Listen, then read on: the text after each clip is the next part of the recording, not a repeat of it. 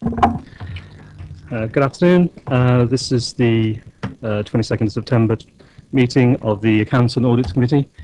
I'm stepping in for Stuart, who's unwell today, so please bear with me. It's my first time chairing one of these committees.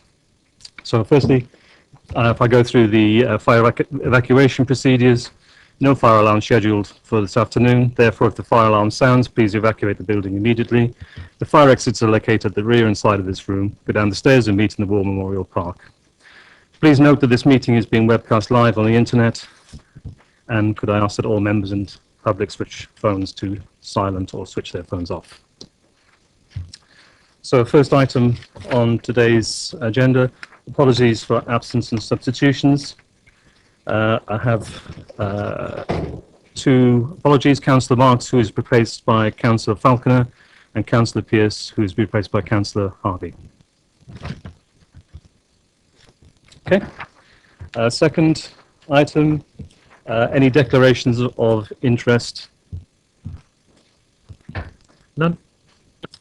Okay. Do you want to go on to the question? Okay.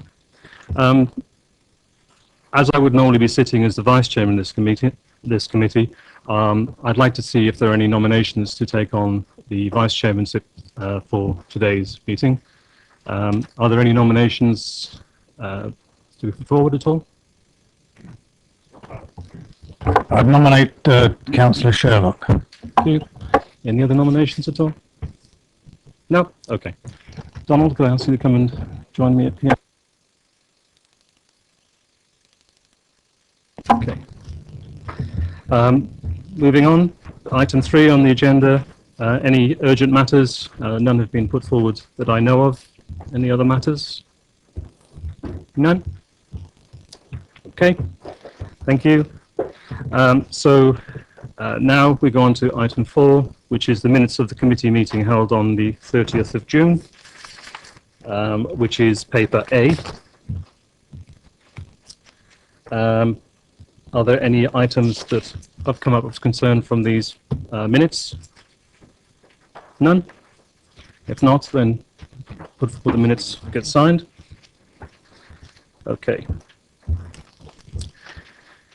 Item 5, Use of Regulation Investigatory Powers, Act 2000. The committee has requested a note that since the last meeting of the Audit and Governance and Accounts Committee, there have been no requests or authorizations granted for the following, both directed surveillance and covert human intelligence source. Okay.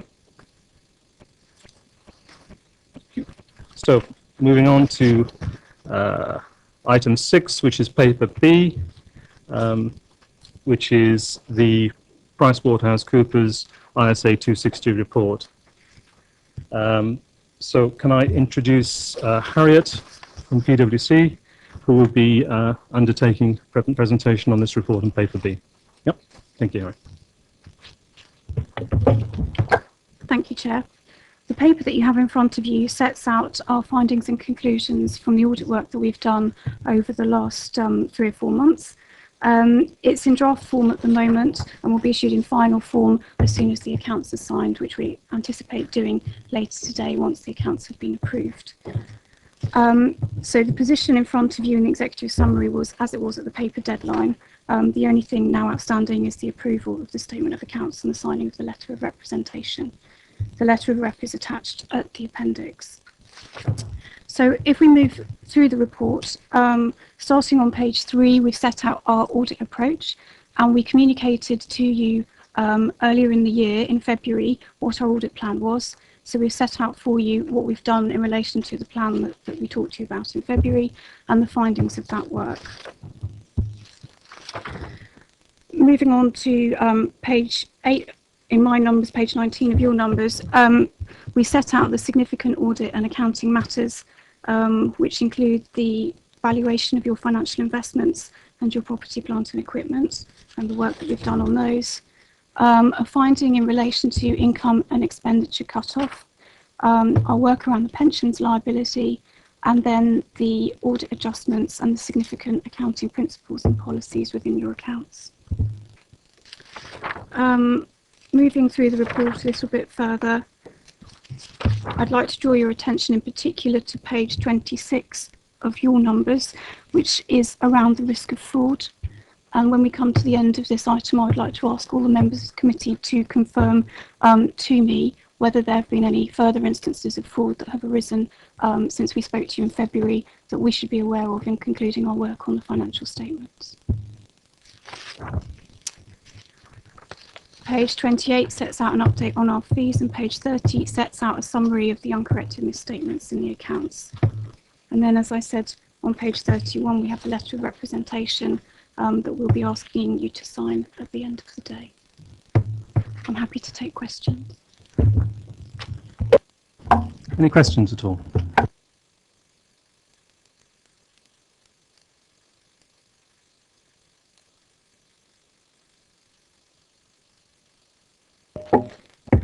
Lucky I'm here, isn't it?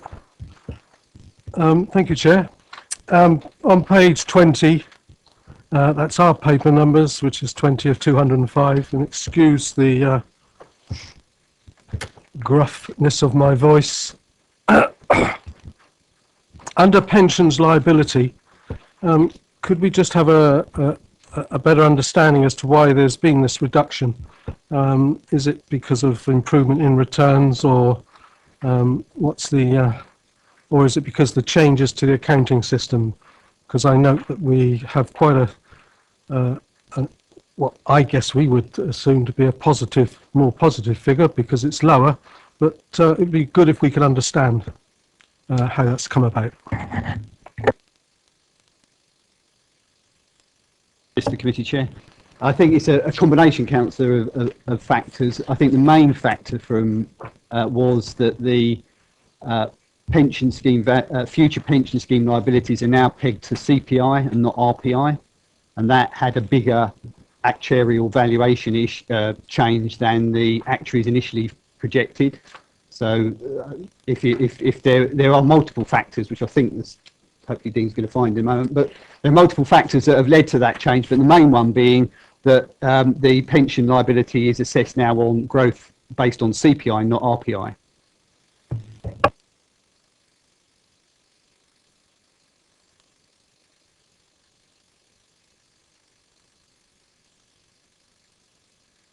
Sorry, Chair, that was the main one. That made quite a big difference to the overall valuation of the net valuation of the fund.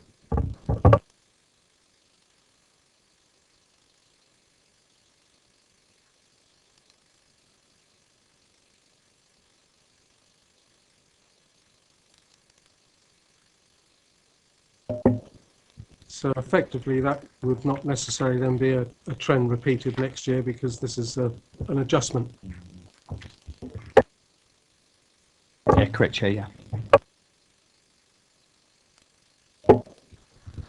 I'd like to go to page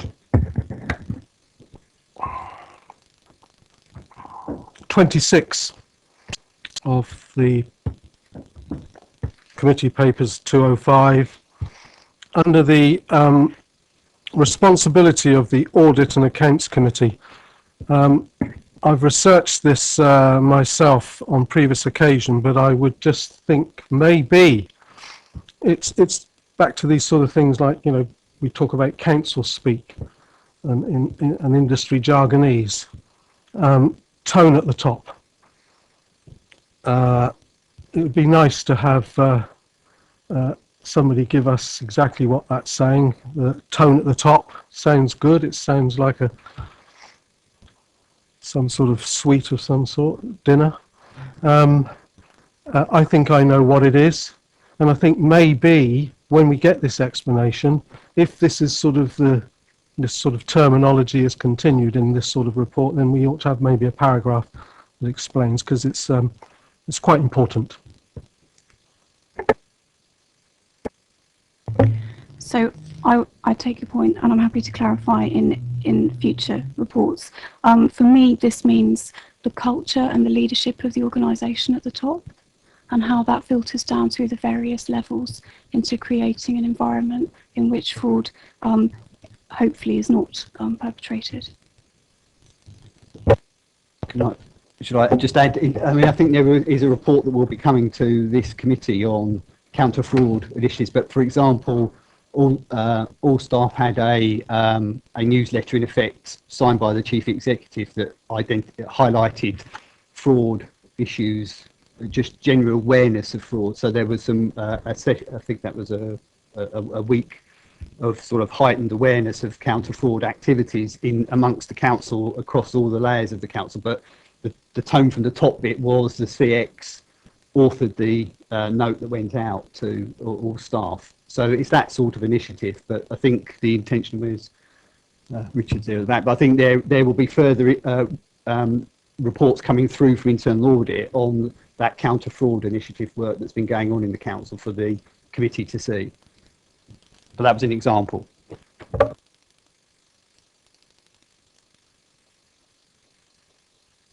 Was my question, Chair. Why I want it to be something that's given an explanation, and I thank our visiting representative for confirming this. I have mentioned it before.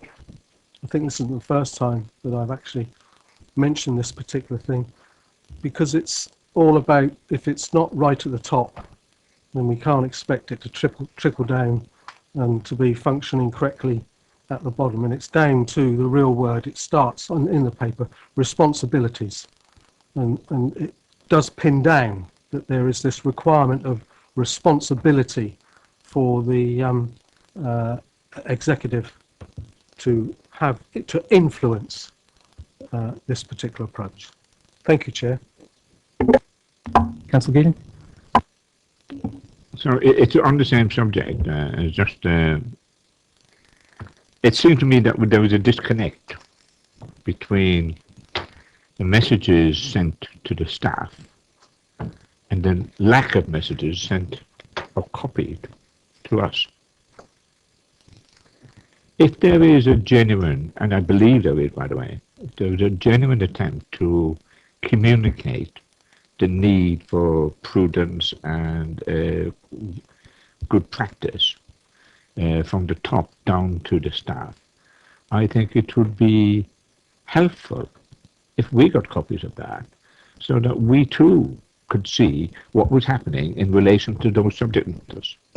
Because we end up coming here and asking the same question that the staff have asked 10 months ago, or 6 months ago, or 5 months ago.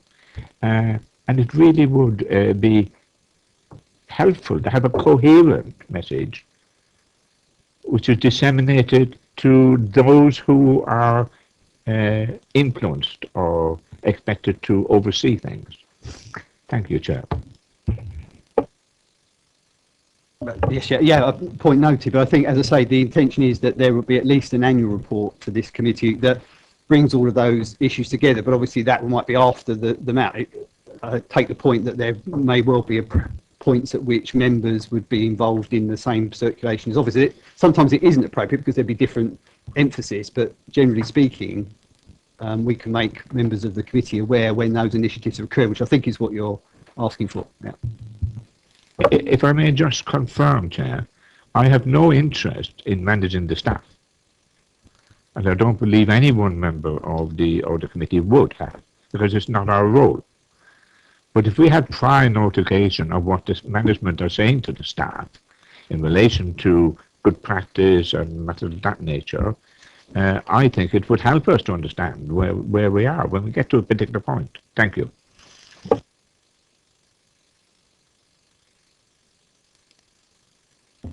Any other questions or comments at all? Thank you, Chair. I'd like now to turn to page 27, and this is the chart, or whatever we can call it, conditions under which fraud may occur. And it's just an attempt as a committee member to get a good understanding in terms of the word pressure. I'm not going to break out into song.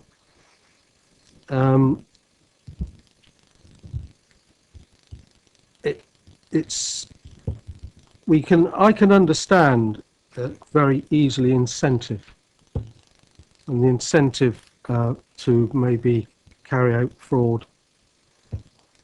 But I want to get a better understanding of really what pressures are we talking about. Are we talking about where it says the culture or environment enables management to rationalise committing fraud, attitude or values of those involved, or pressure? And that's very general and very broad. Are we talking about personal pressures? Are we talking about pressures of work? Because if that might be the case, then we need to know that to be a factor, a recognised factor, or pressure that enables them to rationalise committing a dishonest act. So it's very generic, and I think we need further. I would personally like a better understanding here, and I know we're maybe stepping across into human resources issue, but then if it's not relevant to us, then don't tell us about it. Comment? Thank you. I think in answer to the question, it applies to all the examples given. If we think about organisational pressure, so looking at the box at the top, management or other employees have an incentive or are under pressure, that could be a pressure to achieve a budget, or it could be a pressure to achieve a service delivery target within that budget. If we come down to the bottom right, that sort of pressure there, I think that could well be pressure at home or pressure at work. It could any factor that could lead somebody to rationalise fraud is essentially what we're interested in here.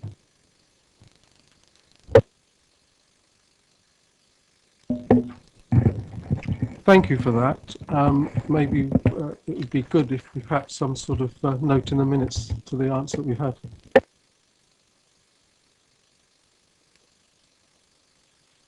Thank you, Chair. That kind of provokes a different question as well, just putting Stuart's two previous questions together, really. This report is presented in a little bit of a different style to what I've seen before on ARGA, and that's not an issue in itself. But if we as members are being asked, to your confirmation there's been no changes in the view of risk of fraud, or there has been no information there that's relevant that we need to bring to PwC's attention, and we're talking then about pressure in the context that's just been described, that to me raises a few issues. Now, if that is what PwC are asking us to do, if I've understood that right, then I'll have a couple of questions or a couple of points to make a little later. But I just want to understand that I have understood it correctly. Yes.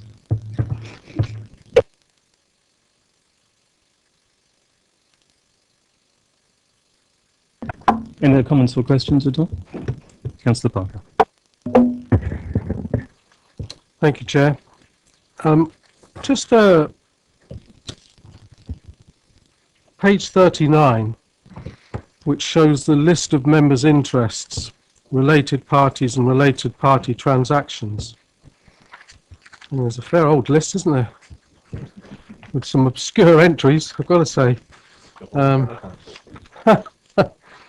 Sent me for looking through some of my personal papers to make sure I wasn't hadn't missed something off out of my hobbies and interests. I think maybe we need to identify where that information is being taken from. All it says is what it is. How current is that information, or is that where was that this information obtained from, and how current, please?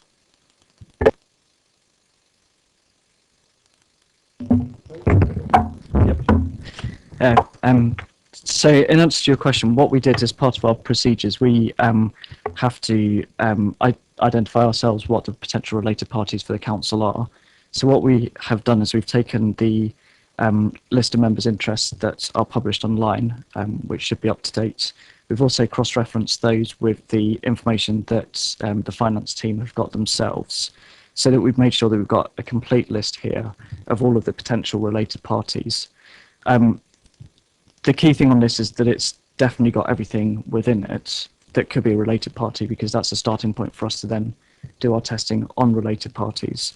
So in answer to your question over the timing of it and when it was dated, it's essentially should cover everything that has happened this year, but there may be some bodies on here that were right at the very beginning of the 13-14 financial year, because that's how far it's got to cover. So it is up to date, but it might be historic as well, if that makes sense. It's what I expected, Chair. What I'm really saying is that this forms part of a report, and it's a reference. So we need to have something that is indicating what period this applies to, in my view. Whether it's a crossover years, then that's fine, but it needs to have, like everything else, when we're talking about audit work, then we want to know.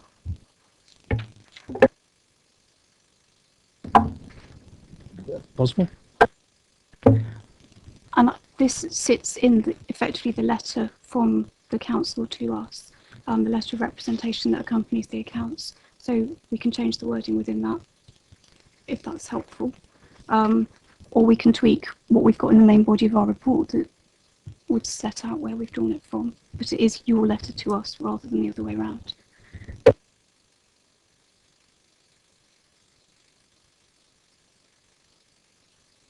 Councillor Keating. Sorry, Councillor Harvey. Thank you, Chair. Yeah, interesting list. There was a double entry there on there, which I was interested in. Blacklands Farm Old Basing on page 40. It's entered twice, not necessarily sure that's needed, just a tidying up of a simple point. That to be sure, to be sure. To be sure, indeed.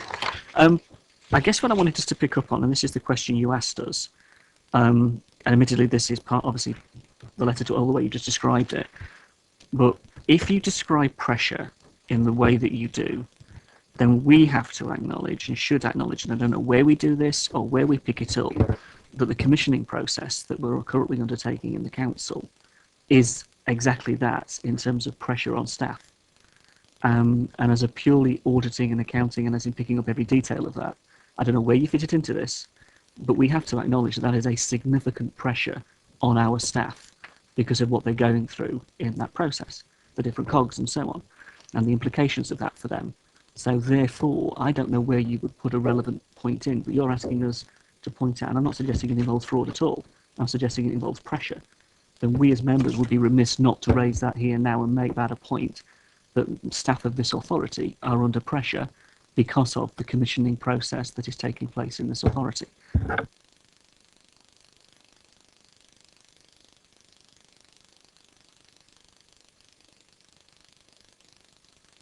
I think, Chair, it's just noting, isn't it? I mean, I don't think there was a question. I mean, the external auditors have asked for and are asking, in effect, the committee to see whether there's been any changes in, to confirm there have been no changes in your view of fraud risk and no additional matters that should be brought to our attention. Well, that potentially is an additional matter that, if the committee is in agreement as it being a matter that's been drawn to the attention of the auditors, then that, under the context of pressure, yes.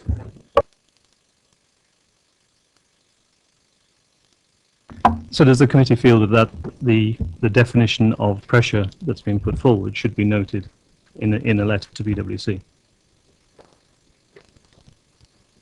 Is that the view of the committee overall?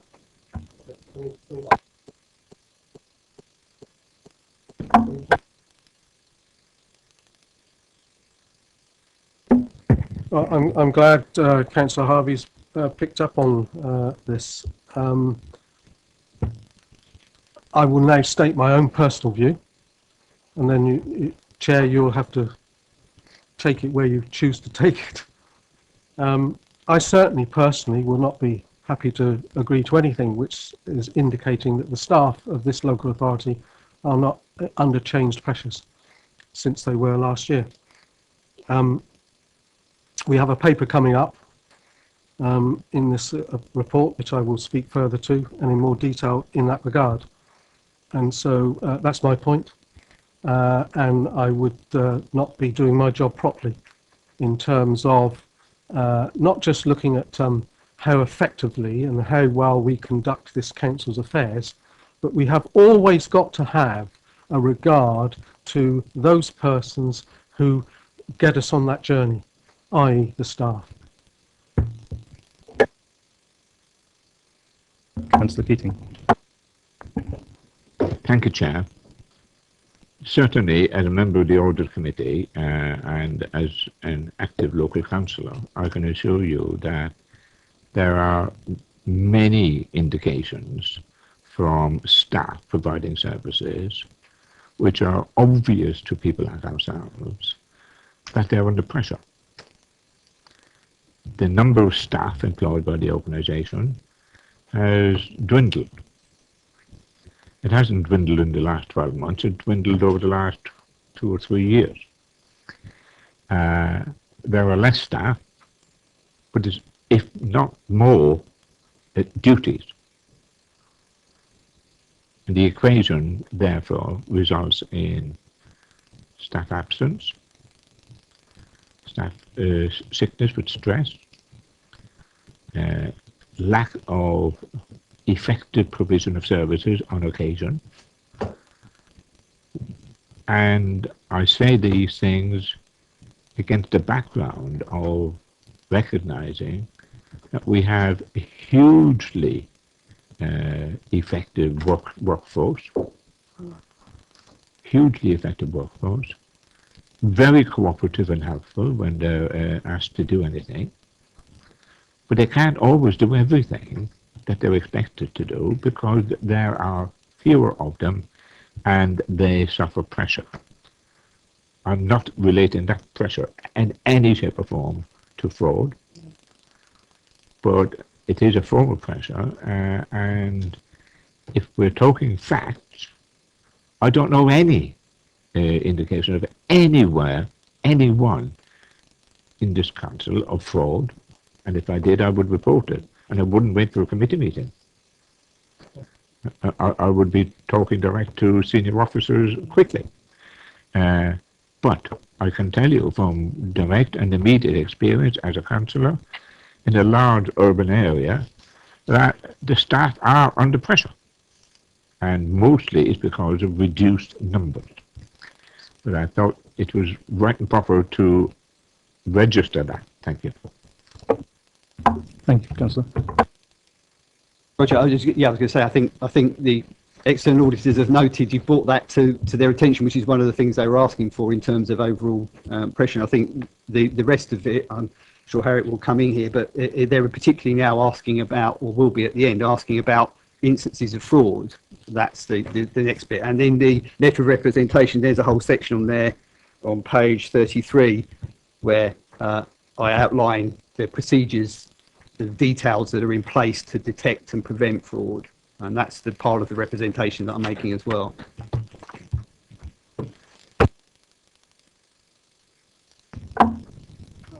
Thank you.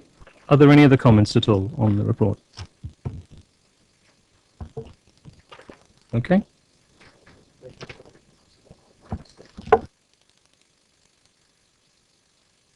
If there are no further comments on the report, then we'll move on to the... Okay. So we're required to note the report and provide confirmation regarding its awareness of any fraud authority as detailed within the risk of the fraud section, which we looked at. So can we therefore move to that being the case, that we're all of a mind that we know of no instances of fraud within? Yep. Okay. Thank you.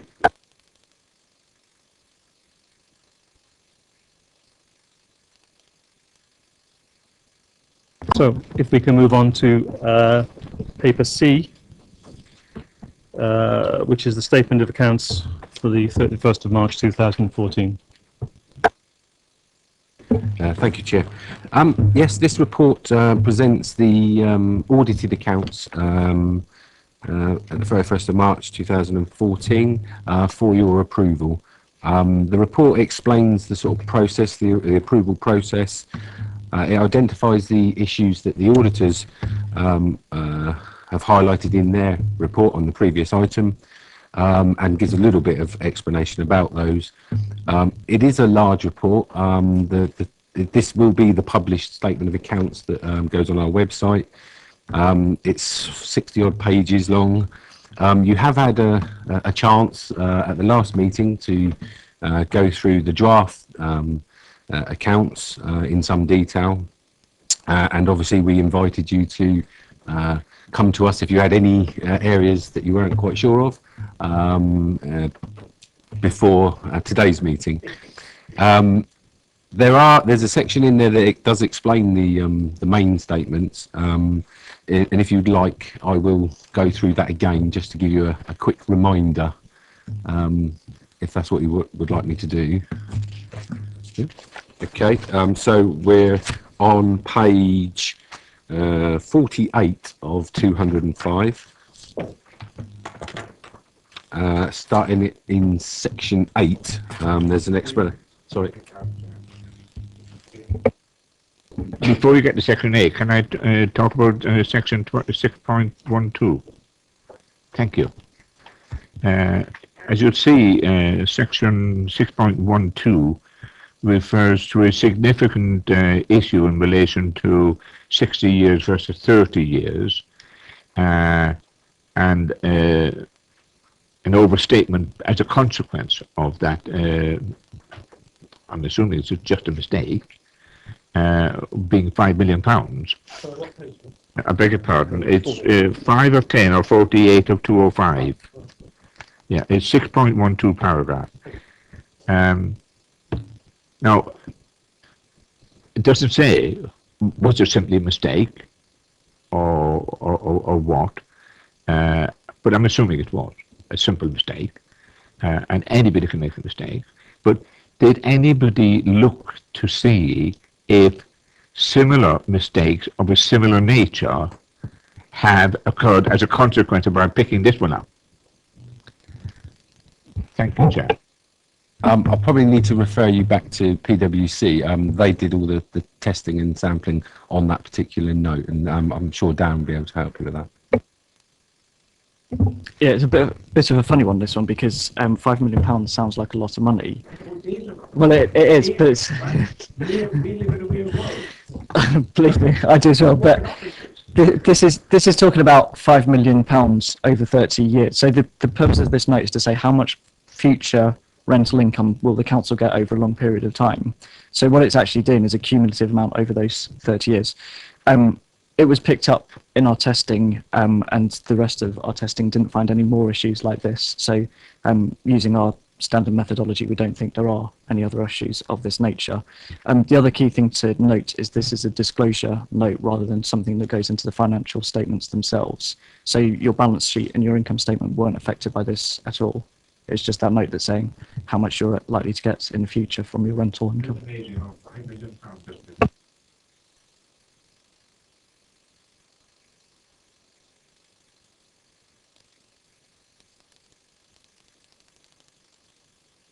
So I go back to, right, so we're on the same page, starting at page 8.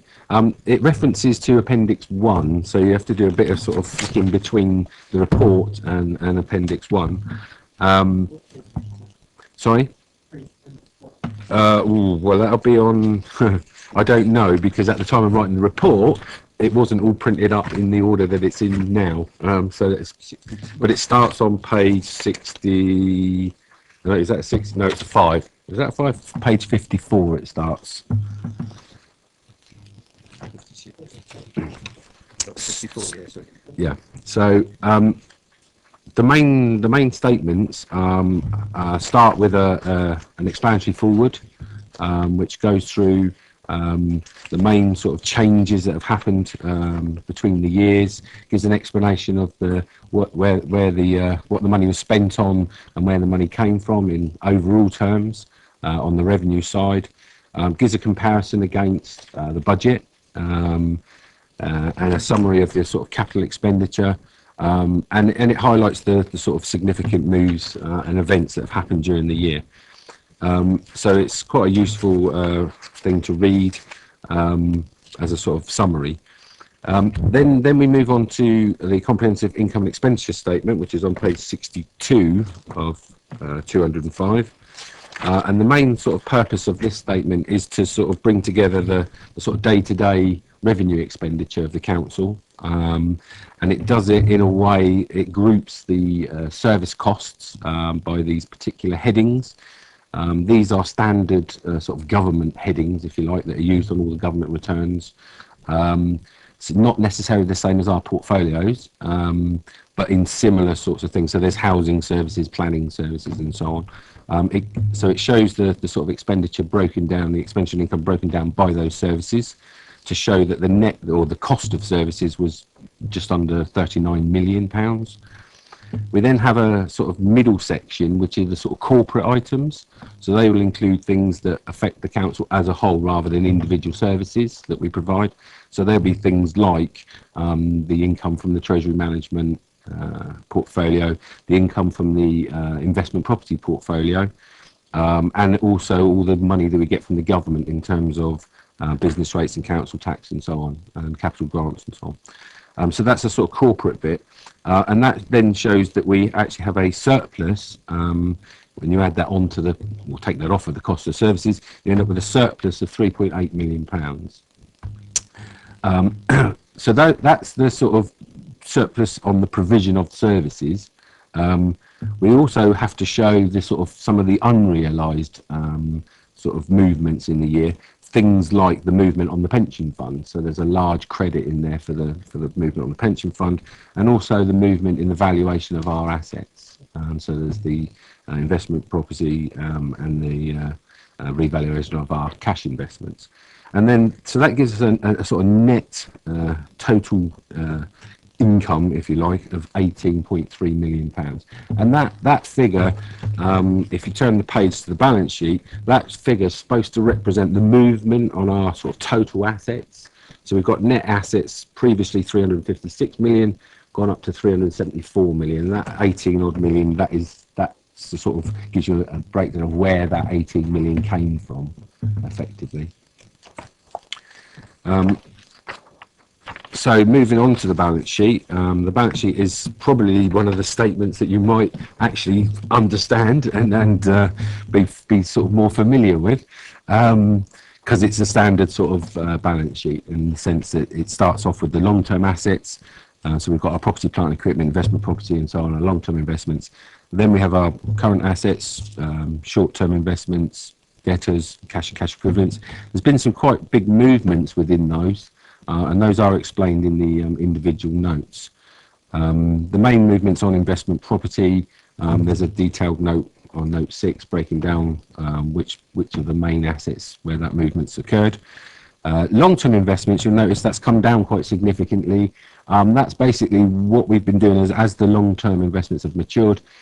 We haven't reinvested them in the longer term. We're holding them short, pending the change in our investment strategy, where we're looking to put the money into funds rather than invest long-term ourselves. So you'll see the short-term investments has gone up, as the cash and cash equivalents, as we've been holding that money in the shorter term rather than longer term. Then we've got the short-term creditors and provisions. There's a new note in the accounts on provisions this year because we have a large provision for appeals on business rates, which is something new that we haven't had before. Then there's a section on long-term liabilities. There's the pension liability being the main one. There's also some grants and contributions, which called grants and contribution receipts in advance, and that's basically where we've received Section 106 monies that potentially we might have to give back if we don't spend them. So we hold them in the balance sheet as a liability. So that gives us our sort of 374 million. So the council's sort of net worth, if you like, has grown from last year from 356 to 374 million. That's represented by reserves on the other side of the balance sheet, and the reserves are split between usable and unusable. Usable being effectively ones which are backed by cash, if you like, or assets that we could sell. Unusable ones are the accounting adjustment-y type things. For example, the pension scheme liability isn't a realised liability, and is therefore on the other side of the balance sheet there'll be a large reserve representing that liability. So that's the balance sheet. We then have a statement called the movement in reserve statement.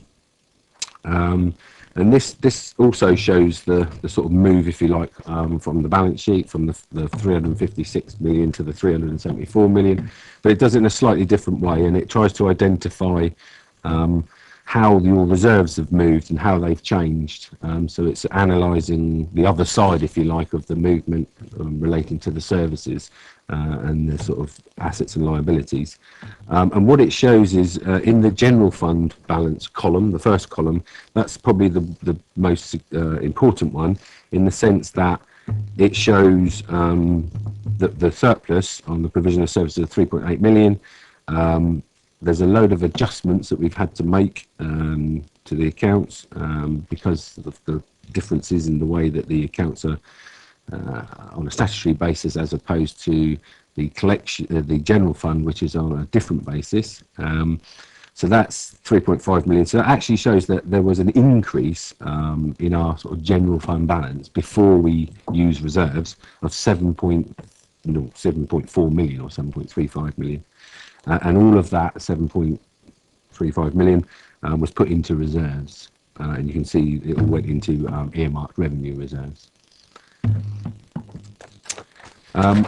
The other main statement is the cash flow statement. Now that statement is slightly different to the others in the sense that it's not on an accruals basis, so it's on a cash basis. So the way that we work out what was our net inflow or outflow on operating activities is to start with the surplus or deficit and provision of services from the comprehensive income and expenditure statement, and then we have to do a whole load of adjustments for the non-cash movements, so things like depreciation, revaluations. They don't actually involve a physical movement of cash in or out of the authority, so we have to adjust all of those back. And then we end up with an £8.4 million inflow of cash to the council on revenue activities, or operating activities as they're called in here. We then have a section on investing activities, so that's the buying and selling of the investments and long-term assets. There's a movement there, an inflow of just over £1 million. And then we've got the financing activities, which are the sort of indebtedness between us and the preceptors and the government, and any temporary borrowing that we might undertake, which also has an inflow of 1.7 million. So all three of them have an inflow, and the overall inflow is 11 million, and that should agree to the movement on the cash and cash equivalents within the balance sheet. I assure you it does. So those are the sort of main statements. There's then quite a lot of notes that support those primary statements. But if anybody has any questions on the primary statements or the associated notes, I'll be happy to take those now.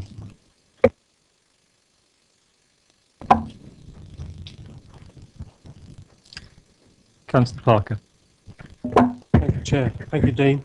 I just wanted to go back to page 50, if I might, and I don't know if I'm reading, again, this might be financial speak, paragraph 10.3, where the last sentence reads, the cash and cash. Sorry? Right, so can we just, the cash and cash equivalent, yes? I think that's just the way that the text has been wrapped in the paragraph. It says the cash and cash equivalents elements increased by 11.2 million. So they're two. It's one heading within the balance sheet. It's called cash and cash equivalents. So it's basically our cash that we have, like cash in hand over the cash office or whatever. But cash equivalents will mean our bank accounts and any very short-term investments that we have.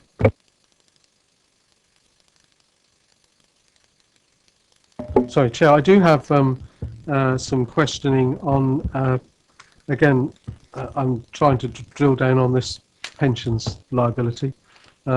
So, you know, I give way to someone else that's... If I can just take the... Councillor Tilbury, you had a question, I think. Yeah, thank you, Chair. Page 69 to 205, let's stick to those numbers there. As the note right at the bottom there, it says there is a general requirement in the accounting code to provide comparable figures for the previous year.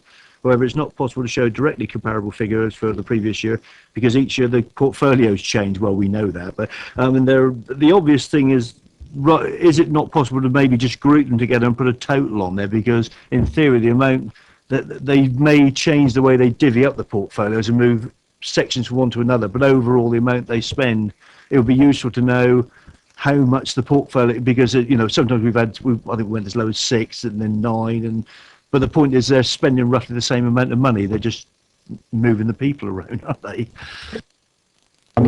Yeah, we did look at that. The only thing is, it's not just changes in the portfolios for this particular year. There were actually prior period adjustments relating to the pension scheme, so we had to go back and restate some of the numbers. So the actual total sort of portfolio spend in total would have been different, not just because the things are moved around within the portfolios. It would have been because of the pension thing as well. Ordinarily, we will always try to, well, we have to put in comparable figures, and obviously this particular one, the auditors accepted that because it was sort of two lots of changes, if you like, it wasn't worth putting in the comparable figures because it would probably just confuse things more than anything else.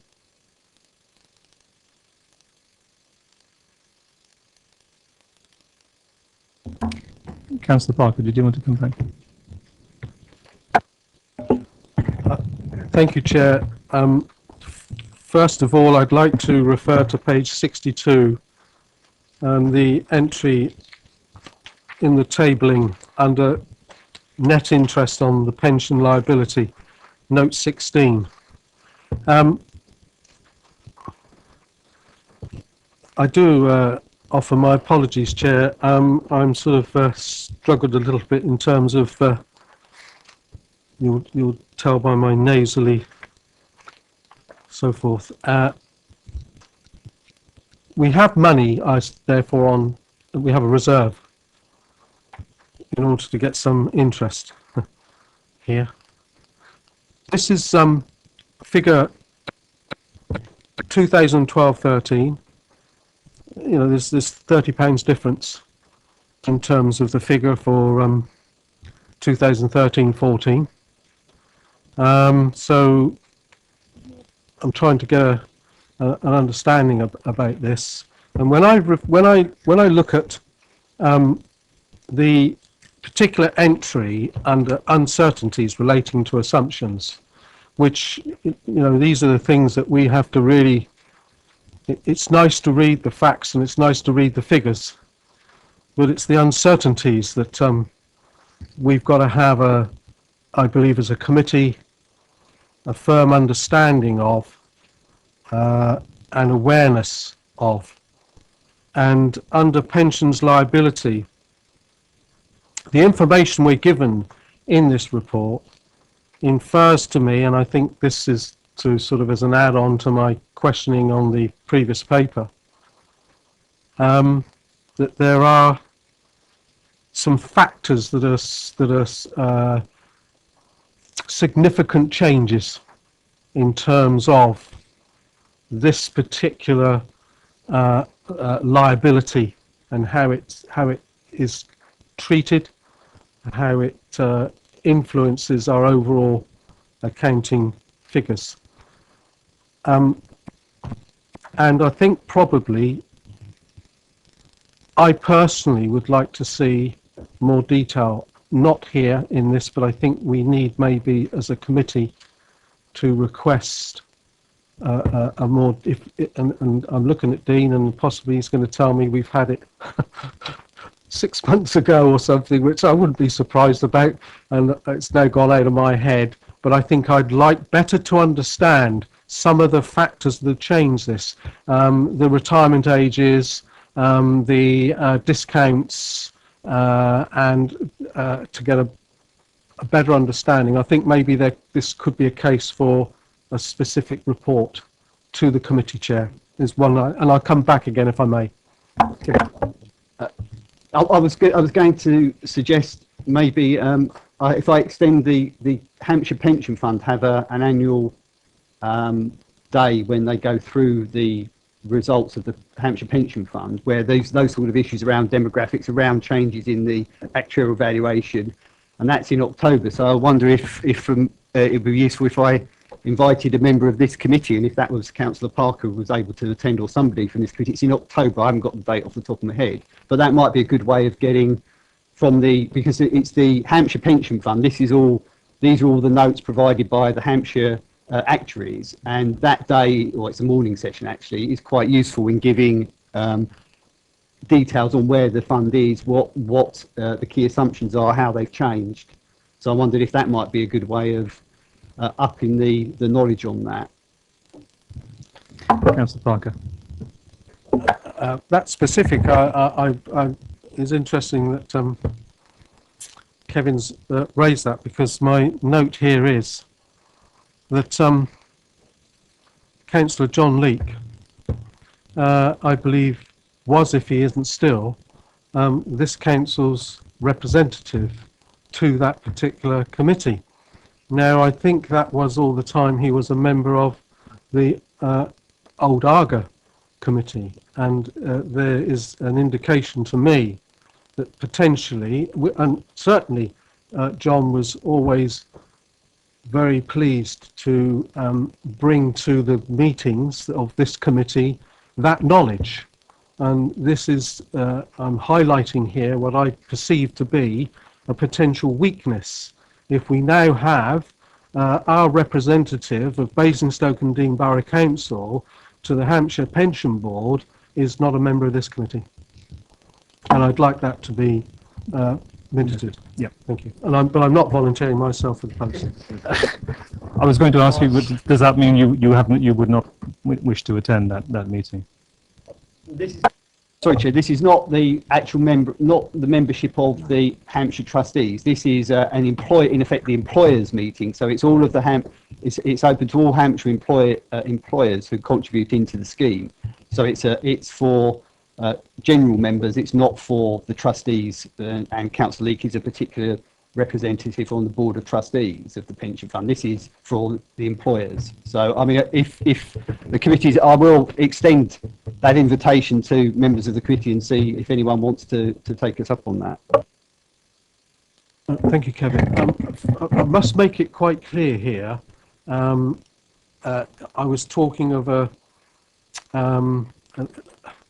I personally am very happy to have Councillor John Leake represent this authority at that specific committee that you're referring to. I'm not challenging that at all. I am concerned that I think we as a committee definitely need to get some level of involvement in regard to this.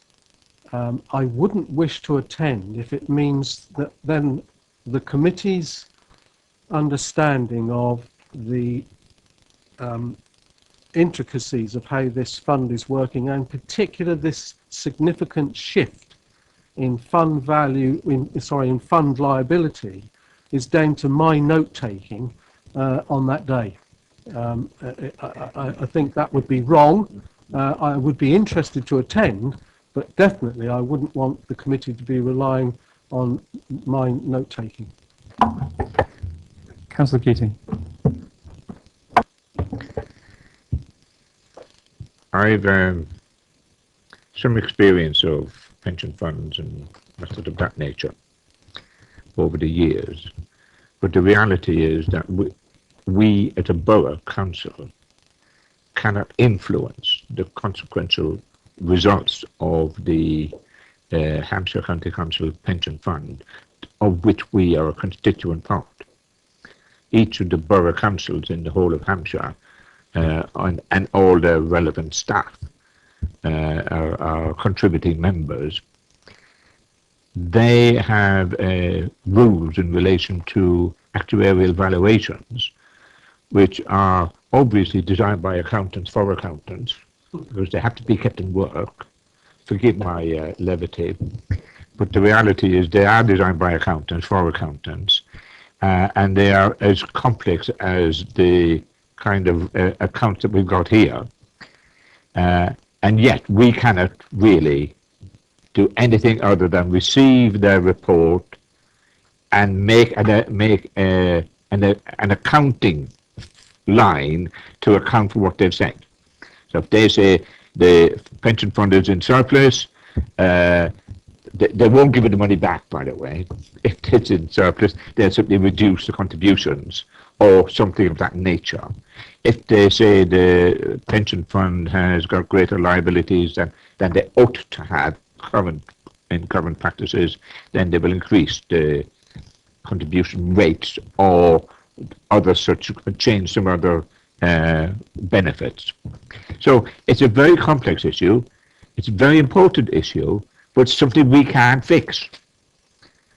We just have to take their final result and say we'll account for that. So it's very important, but I've been trying to spend less time on it than I would on the things that we can fix or influence, should I say. Thank you, Chair. It strikes me that there are two issues. One is the informal information that is moving back and forth, and what we have as a committee is informal awareness of the issues.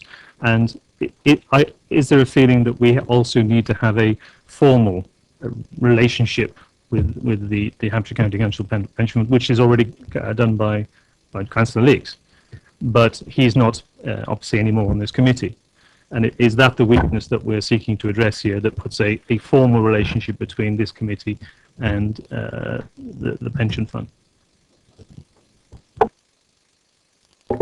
I just make the point, Chair, is that at the time, Councillor Leake, being a member of this committee, was a great advantage when he was our representative. And therefore, when there was possibly some intricacy that we were discussing in relation to, which we have time to time. I mean, some of these things that I'm talking about, I'm not even saying that I'm grateful to Councillor Keating's contribution and accept what he's saying. But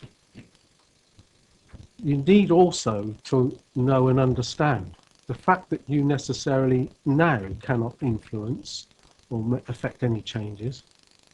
I'm talking about not just necessarily the financial part of it, but the thing that drives it are the rules. Because if there's a change to the retirement age of maybe, as there has been in recent times, of the female membership, therefore extended contribution periods and so forth, our liability goes up. And that's what I've had a copy of the pension report. I'm not sure quite how I got hold of it. I think I had to ask for it. We don't get it, I don't think, necessarily here automatically. So, I think they're now published just on the website, so they'll be on the Hampshire County Council website. I don't think they publish hard copies anymore, or very limited distribution of hard copies.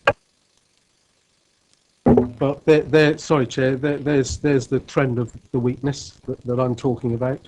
They're therefore relying now, or somebody's relying on me, sitting for hours on certain websites, reading such things as to having it brought, as I believe is the responsibility, an officer responsibility, to bring such things to my notification. And all I'm saying is that I think it's of value when we're talking of liability, pension fund liability, that we know how the thing works. Chair, if I can try and help again, we're quite happy we can add a session to the committee's training programme. There's a range of items that the committee agreed they wanted to receive. So if the committee is in favour of having a part of a session, or dare I say a whole session on the Hampshire County Pension Fund arrangements, then we can arrange for somebody from Hampshire to provide that training session. So I'm quite happy to, outside of this meeting, to put that on the forward plan of training, if that's what the committee would like. Is that something the committee would feel would benefit it? Councillor Harvey, I'm sorry. just to pick up your point, Chair, Constitutional Working Party did make the point that if you are a rep of this authority, you should have a parent body. So if it is the situation at the moment that Councillor Leek, as our rep, doesn't have a parent overview committee or site of any kind, then it should in some way link in somewhere. If it is just out there at the moment, then that's not good enough if we were looking at the way we wanted to do things post the last set of elections. So if the chair is suggesting that Councillor Leek either present some sort of contribution at some point, however that may be, written or whatever, then perhaps this is the parent body for that representative role.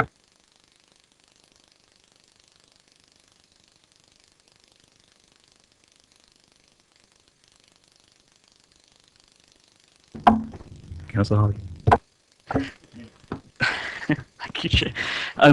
Page 61 of 205, and top of the page, third paragraph down, the comprehensive income and expenditure accounts movements, and the paragraph that goes increase in net gain on investment property.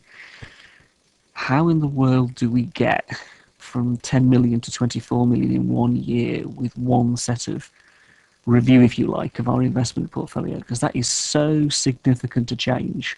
What was going wrong before that led to such a review, that led to such an increase in such a way? Or is it just simply down to where the current position of the market is from where it was last year or the year before? Or indeed when the review was done last, and when was the review done last? This is investment property. Investment property is valued every year. All of our investment property is valued every year, as we have to according to the code. Last year was the first year that we put out. Well, no, actually, there was only really the Manydown land was valued externally, and then the other valuation changes would have been to do with re-signing of new leases and the sort of general market conditions. So it's actually, although it's a big amount of money, it's on a base of 227 million. So it's gone from 227 to 237, so it's gone up like 10 million. But there is a table on page 73 of 205 which sets out those key assets and identifies the movements. It does actually say in the note below that a lot of those gains were due to the rent reviews and refurbishment works, resulting in additional lettings. So it's a combination of the market and the lettings. No, thank you. It's just important to note that it's an in-year change. It's important to note where it comes from. I did note the table, but I also noted the variations across our industrial estates and noted the variations in that as being quite significant. So I think the question is important. On page 62, on the change there from the 5 million deficit to the near 4 million surplus, where do I read, or where would I read into that, the 1.8 million revenue outturn report that we had that went to council last? Where do I read into figures on that? That's a good question. As I said, the way that we account for things in the statement of accounts is slightly different to the way that we account for things internally in terms of the monitoring and the outturn report. There is a separate note. I think it's note 4 from memory. Yes, it is on page 69, which does a little sort of reconciliation between what was reported internally in the first column to what I've reported in this statement of accounts. There's a whole load of adjustments we have to make for pensions, capital accounting adjustments. So we've got revaluations and all those types of things, depreciation and so on. There's a bit of sort of moving the money around because of the support service recharges, because most of the money was a lot of expenditure within the business units, which then has to be apportioned back to the portfolios. And there's some other statutory adjustments there to do with the sort of collection fund and parish precepts to get to the sort of the net actual, the other actual, if you like. So there's a sort of reconciliation there which will help reconcile what was reported internally with what was reported externally. I think there's also, yeah, within if you go to the explanatory forward on page 60, There's a table there that compares budget against actuals, and then there's a variance column on the end, and right down the bottom there's contributions to other revenue reserves. There's 1.82 million. That 1.82 million is the 1.82 million that was reported in the internal monitoring report at the year end, because obviously any variance goes into reserves under the current council policy. Okay. Thank you. Any further questions on statement of accounts? Councillor Tilton. On page 93 of 205, Dean, up near the second paragraph from the top, it refers to the subsidiary partnership called 3EN, our old friend, and it says up until the end of 2013, and then it says see note 1, but I couldn't find any reference to it in note 1 anywhere. Before Councillor Tilbury goes any further, can I declare an interest as being the cabinet member that originally took the decision notice through council for the creation of 3EN? However, as a backbench member, I'm very happy to see it killed off. Thank you. Indeed, I'm very happy to see it. Well, Councillor Tilbury, I'm quite impressed. Right. You've actually found an incorrect cross-reference. It should be to note 2. Yeah, on note 2, about halfway down the page, there's production of group accounts on 3, and thank you for that. We'll correct that.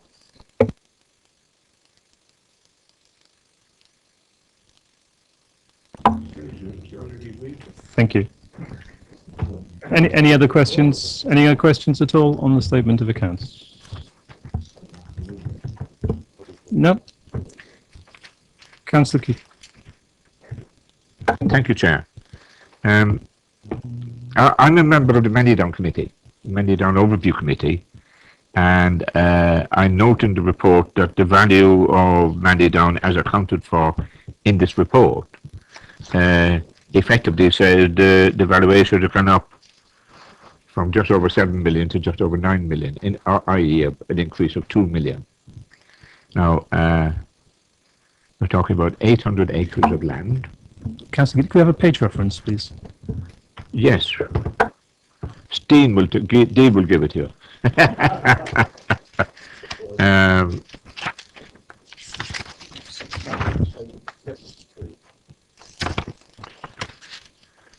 Page 73, significant evaluations. Okay, it's page 73, Chair. Okay? And it's clarified at the bottom of the page. Now, on Mandydown, we've got to the point where we've identified land to be developed. We've got to the point where we've identified the number of houses to be built on that development bit, 4,300 houses. And we've got to the point where last week we were told you can't have a cemetery on Mandydown because it's all allocated. You just can't have a cemetery there. Now, the cemetery was going to be 15 acres out of 800. 800 we own. We have to buy 15 acres 10 miles away because we can't have a Mandydown cemetery. Now, it seems to me that if we're that far advanced, that you can't use 15 acres of an 800-acre site, that the valuation ought to be equally well advanced. Because there seems to be a disconnect between what we've been told, and I've no doubt the figures are technically accurate, but there's a disconnect between what we've been told, that you can't build anything on Mandydown like a cemetery, 15 acres, because it's all allocated, and a lot of it is going to be developed with 4,300 houses in phase 1. So it would seem to me, therefore, that our 800 acres ought to have gone up by more than £2 million. Thank you, Chair. So the question is about the valuation as opposed to... Well, Chair, The valuation is the valuation. It was an external value. It was an external valuation done for the accounts. Remember, so it's an evaluation for the accounts as at the 31st of March 2014. The valuers take account of the current known position of Many Down. They make some assumptions about how it could be developed out. They don't base it on any, they make their own assumptions about how it could be developed out over time, over a fairly long time. They then discount that back. They also then discount back the risk element, the element to which there isn't an in-place local plan at the moment. It's not allocated within that local plan. So they make an allowance for risk that they think under the RICS valuation principles is appropriate, and they do all of that. They come back to a figure for the council's holding. They also obviously put the payment to the trustees into the equation as well. So they work it out, and they do a reasonableness check on by doing it by a couple of methods. So as I normally say at this point of the year, Chair, this is the valuation. The value will change over time, and it will change as Many Down progresses through the process. And each year, as it's a property that's valued every year, it will be revalued every year. So that is the professional external valuer's view of that value for the accounting statements at that point in time, Chair. Thank you, Chair. As Kevin and his colleagues will know, I've been beating this drum for a number of years. And it was only as a consequence of some of my beating of drums that we got the valuation even up to 5 million some years ago. But it seems to me to be absolute nonsense for us to buy or lease 800 acres 25 years ago for £10 million, to spend millions of pounds, and I do mean millions, in developing the plans to build on Many Down, and to find that here we are 25 years later. Now, land, nobody's making land anymore. Nobody, right? It's not being increased. There is a limited number of acres of land. And after 25 years, every single property that I've ever heard of has gone up in value. Gone up in value. Now, this is without spending millions of pounds in design and development and planning and matters of that nature to get to the point where we can't even find 15 acres for a cemetery. How on earth can we end up in 2014 with a piece of land, 800 acres, that's gone down in value from when we bought it 25 years ago? I don't understand. Thank you. Thank you, Councillor Keating. I think for the purpose of what we're here for is the question is with the statement of accounts. The land valuation is the figure that's in the accounts. I appreciate your comments, which are maybe wider than that, but fundamentally, are we agreeing that the figure is a professional figure that's been produced, and that's the figure that's going into the accounts?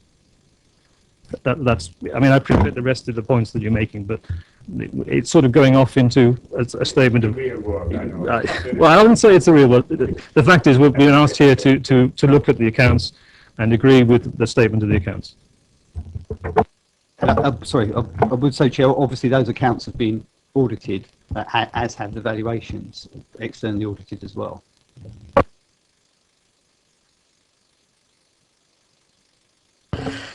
Thank you, Chair. As we said earlier, every little bit helps. On the basis of that, what I'm interested in then is the way that we've valued and registered other capital assets, and then, for example, Basingview and other elements that we've gone through in the past, where their development value has been the figure that we've put in, as opposed to simply the land value at the moment in time as the existing site. Now, if you're telling me that all we're doing at the moment is logging the land value and not the development value, that's an important point because of consistency in application of the way that we've done it across our other assets.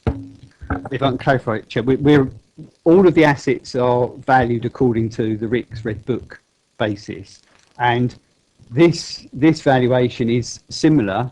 Obviously, it's a different type of asset, but similar to the property. So it's based around what the expected return of the development would be, of a development would be. So it's not just pure land value. It also takes on board the fact that there's a farm there, and there will be a farm for a period of years. But remembering that the development won't be for the whole of the site, so they make an assumption about what's the developable area, and then they make an assumption about the lots that could be delivered over the local plan period, and then they discount all of that back. That's not dissimilar to the way that other assets are valued. No, thank you. We'll come back to this when the figure does change, because when the figure does change, it'll expose the point that we've been making for year on year on year on year, and that was the reason we invested it in the very first place. Can I ask my second question? On page 72, there's the reference to the Haymarket there. It's not the only reference to a asset that has changed to such a significant value, but that is a huge change. Could you tell me why? And if you can't answer it today, I understand putting you on the spot right now, but I would appreciate a written response, if not today. I think the note on page 72, there's a little asterisk against quite a few of those assets. These are assets that were valued at depreciated historic cost, no, replacement cost, and we've previously valued them in-house using the depreciated replacement cost method. This year, we, because of the pressures, as you were talking about before, within the property team, they weren't able to do these valuations themselves. So we went outside to get a valuation on these. So we've got a different valuer, and they have made different assumptions in terms of dilapidation and those types of things, and come up with completely different valuations. That's not to say that the valuations before were wrong, in the sense of evaluation as an estimate anyway. It's just that they've used a slightly different methodology and come up with quite significant changes to the valuations. No, I class that as a good save. In terms of, I'm looking at it and I'm thinking, if that is the case, we're changing the methodology. Admittedly, both methodologies might be legitimate, I'm not questioning them, but nonetheless, they lead to two very different outcomes and two very different figures. That raises significant questions about the management of the issues involved in and our relationship in regard to the Haymarket. Now, that's because that's such a change. I don't think we could let that go, and that needs to either be referred somewhere else or picked up somewhere where members can be brought up to some detailed speed on what is going on. If it's just a methodological change based upon their assumptions of the building and so on, the rest of it, obviously that is hugely significant based upon what decisions may well be coming forward in the near future for the future of these assets. Now, for me, I want to know a lot more, and admittedly it's not an accounting issue directly, but it's one that falls out of this paper. So could I leave that with you to report back to members on that? Because I think it's pretty significant, to say the least. My final question relates to page 95. And it's the 2012 figures versus the 2014 figures on the staffing list there. And in particular, I'm raising the point about the corporate director and chief executives increases.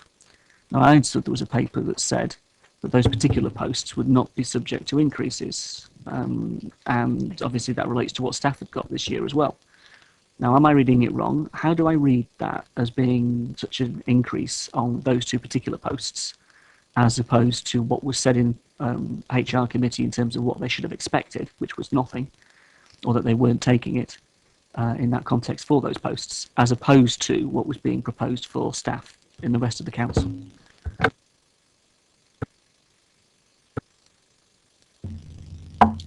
The salary and allowance and benefit in kind, this is the sort of total remuneration. So it may well be that there's been no actual increase in their the national sort of award, if you like, for chief officers, which I know there hasn't because I haven't had an increase. Yeah, so although there's been no increase, there may well be that they've had increments. It may well be that they've taken on additional responsibilities. I know that one of the corporate directors is now returning officer. Is that right? Which would make a difference in terms of the sort of total remuneration package. Yeah, but we've had it's a different corporate director, so it may well be that although you're comparing one against the other, there may actually be different people in the sense of one was the sort of outgoing, if you like, and one was the new. I hope not for the 2 years that are down here, because I imagine it would be the same. I don't want to talk about the individual, I'm talking about the post. That's what I'm talking about, and I'm merely talking about understanding what the numerical differences relate to. So thank you for that. Could I ask for a bit more detail on that outside of this meeting, because I think it is important just to understand that.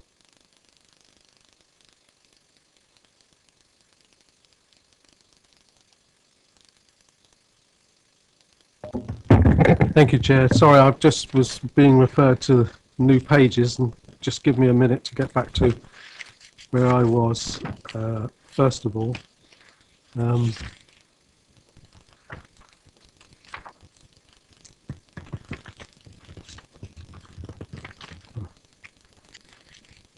Yes, I got sidetracked on my last question in relation to this pension liability. And I want to just go back to page 68 and just ask Dean, again, as I say, this might just be the fact that I've got a sponge for a brain just this minute. It reads under effect, under pensions liability, effect if actual results differ from assumptions estimates. The last paragraph under the pensions liability box reads the sensitivity of each of the assumptions used by the actuaries can be seen on page 30. Which page 30 are you referring to? It's page 30 of Appendix 1, i.e. of this statement of accounts, which is page 85 of the 205. Right at the bottom of that page, there's a section called Sensitivity of Actuarial Assumptions. And what it shows is for a 0.1% change in those assumptions, what impact that can have. And it's quite a significant impact. The top table, the table at the top, you can see their main assumptions, and you can see just looking from one year to the next, there's the RPI or CPI went from 2.7 to 2.4. Well, that's 0.3. So those sorts of movements can have quite a significant millions of pounds difference on the reported liability. Thank you. Any final questions on the statement of the accounts at all? Councillor Parker. Just before you close it down, Chair, I wanted just to take this opportunity of saying to the officers, thank you very much.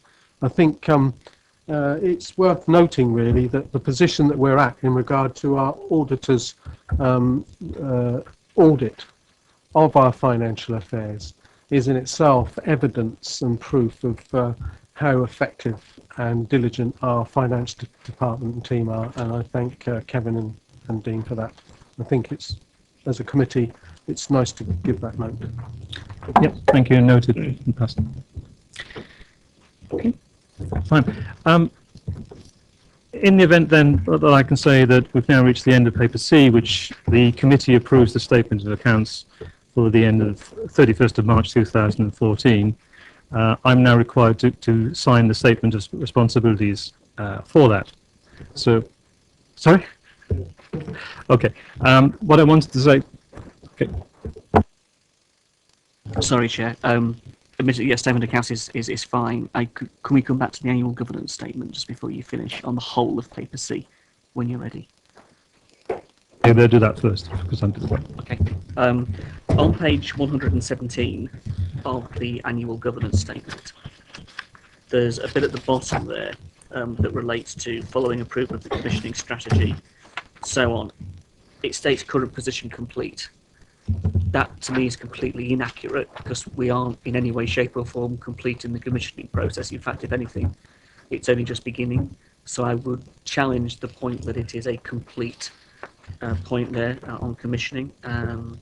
If that's simply relating to the fact the decision has been taken, that's one thing. If it's relating to the process of, it would be a misrepresentation of where we're currently at, I think. I think that's referring to the fact that there is a project plan and methodology as opposed to an agreed outcomes. So it's about the process of operating the commissioning outcome groups, the commissioning review. So it's the process point, not the strategic point about the outcome. In which case, we should note that those issues are under scrutiny at the moment because they've been referred to the scrutiny committee and they are examining those very things. And we should put a note in there as to clarify that.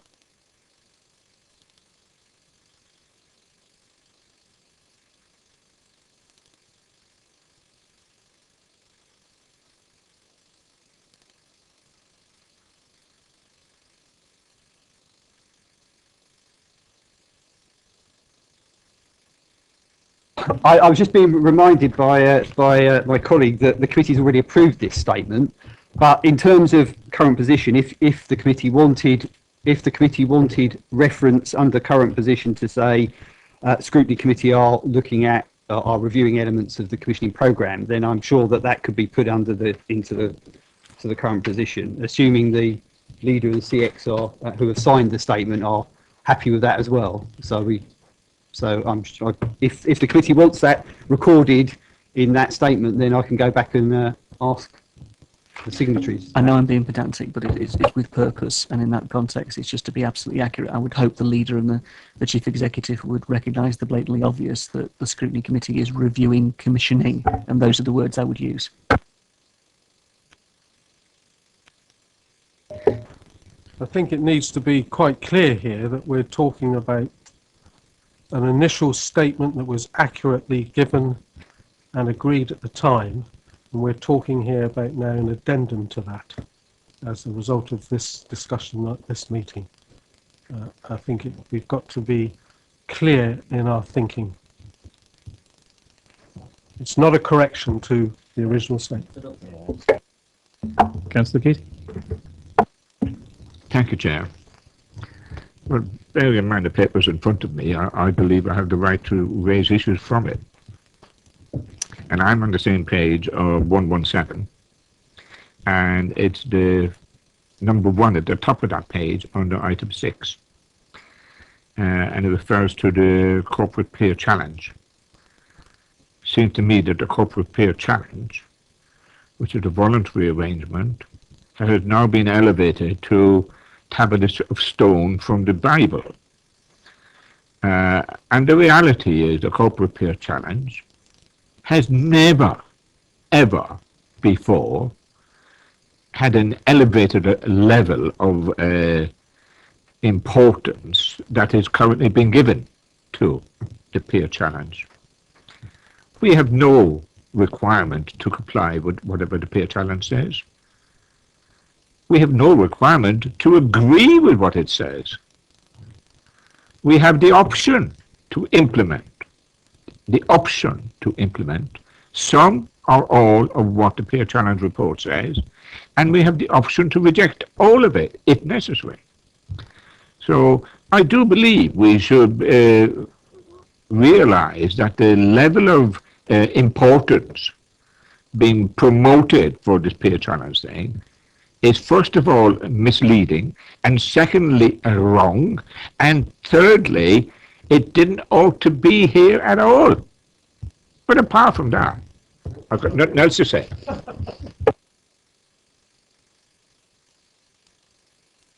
Thank you. Okay. What I'm going to propose is that we take a 5-minute adjournment as a result of the end of paper C, so that we can sign the statement of accounts, and PwC can then move away from the meeting, which I think you've been here quite a long time. So what I propose, if we could take a 5-minute adjournment, we'll do so, and then we can come back and finish the papers. I would like, yes, very much to thank PwC for your time and the detail which you've gone into it. Thank you very much indeed.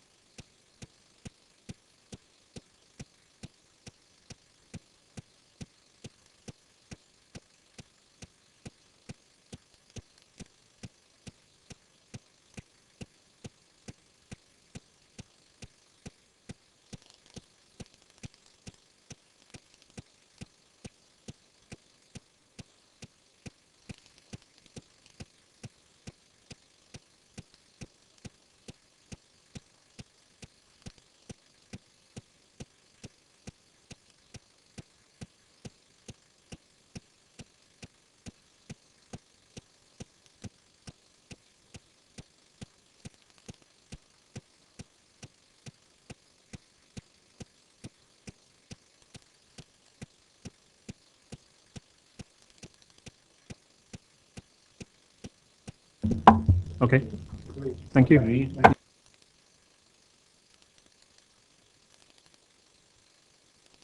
So now we move on to paper D, ethical investment statement. Andrew, you taking this one on? Good afternoon, members. This paper starts on the work from a motion from Council, the motion regarding ethical investments. As some of you know, there was a small working group of ARGA members, at the time ARGA, now A&A members, established to take forward this motion. The first of these meetings set out the terms of reference, which are set out in 3.5 of the report, and it suggested the way of tackling with the whole issue from the motion. Since establishing the group, we've had 2 meetings, and we've been looking at ways that other councils have dealt with this particular matter, and we've tried to use those to feed this into the report. Section 4 of the report sets out the various matters which need to be considered in terms of taking forward an ethical investments statement. And what we're trying to do today is just seek your endorsement to including some form of statement in the Treasury Management Strategy, which deals with part 2 in the main of the terms of reference, and part of part 1, and that we continue the work of the group to deal with the other 3 areas of outstanding matters in the terms of reference. Just to say that the working group included originally Councillor Cheriton, Councillor Harvey as members of ARGA. That's now changed, so the membership is Councillor Pearce, Councillor Sherlock and Councillor Parker. Thank you. Any comments or questions?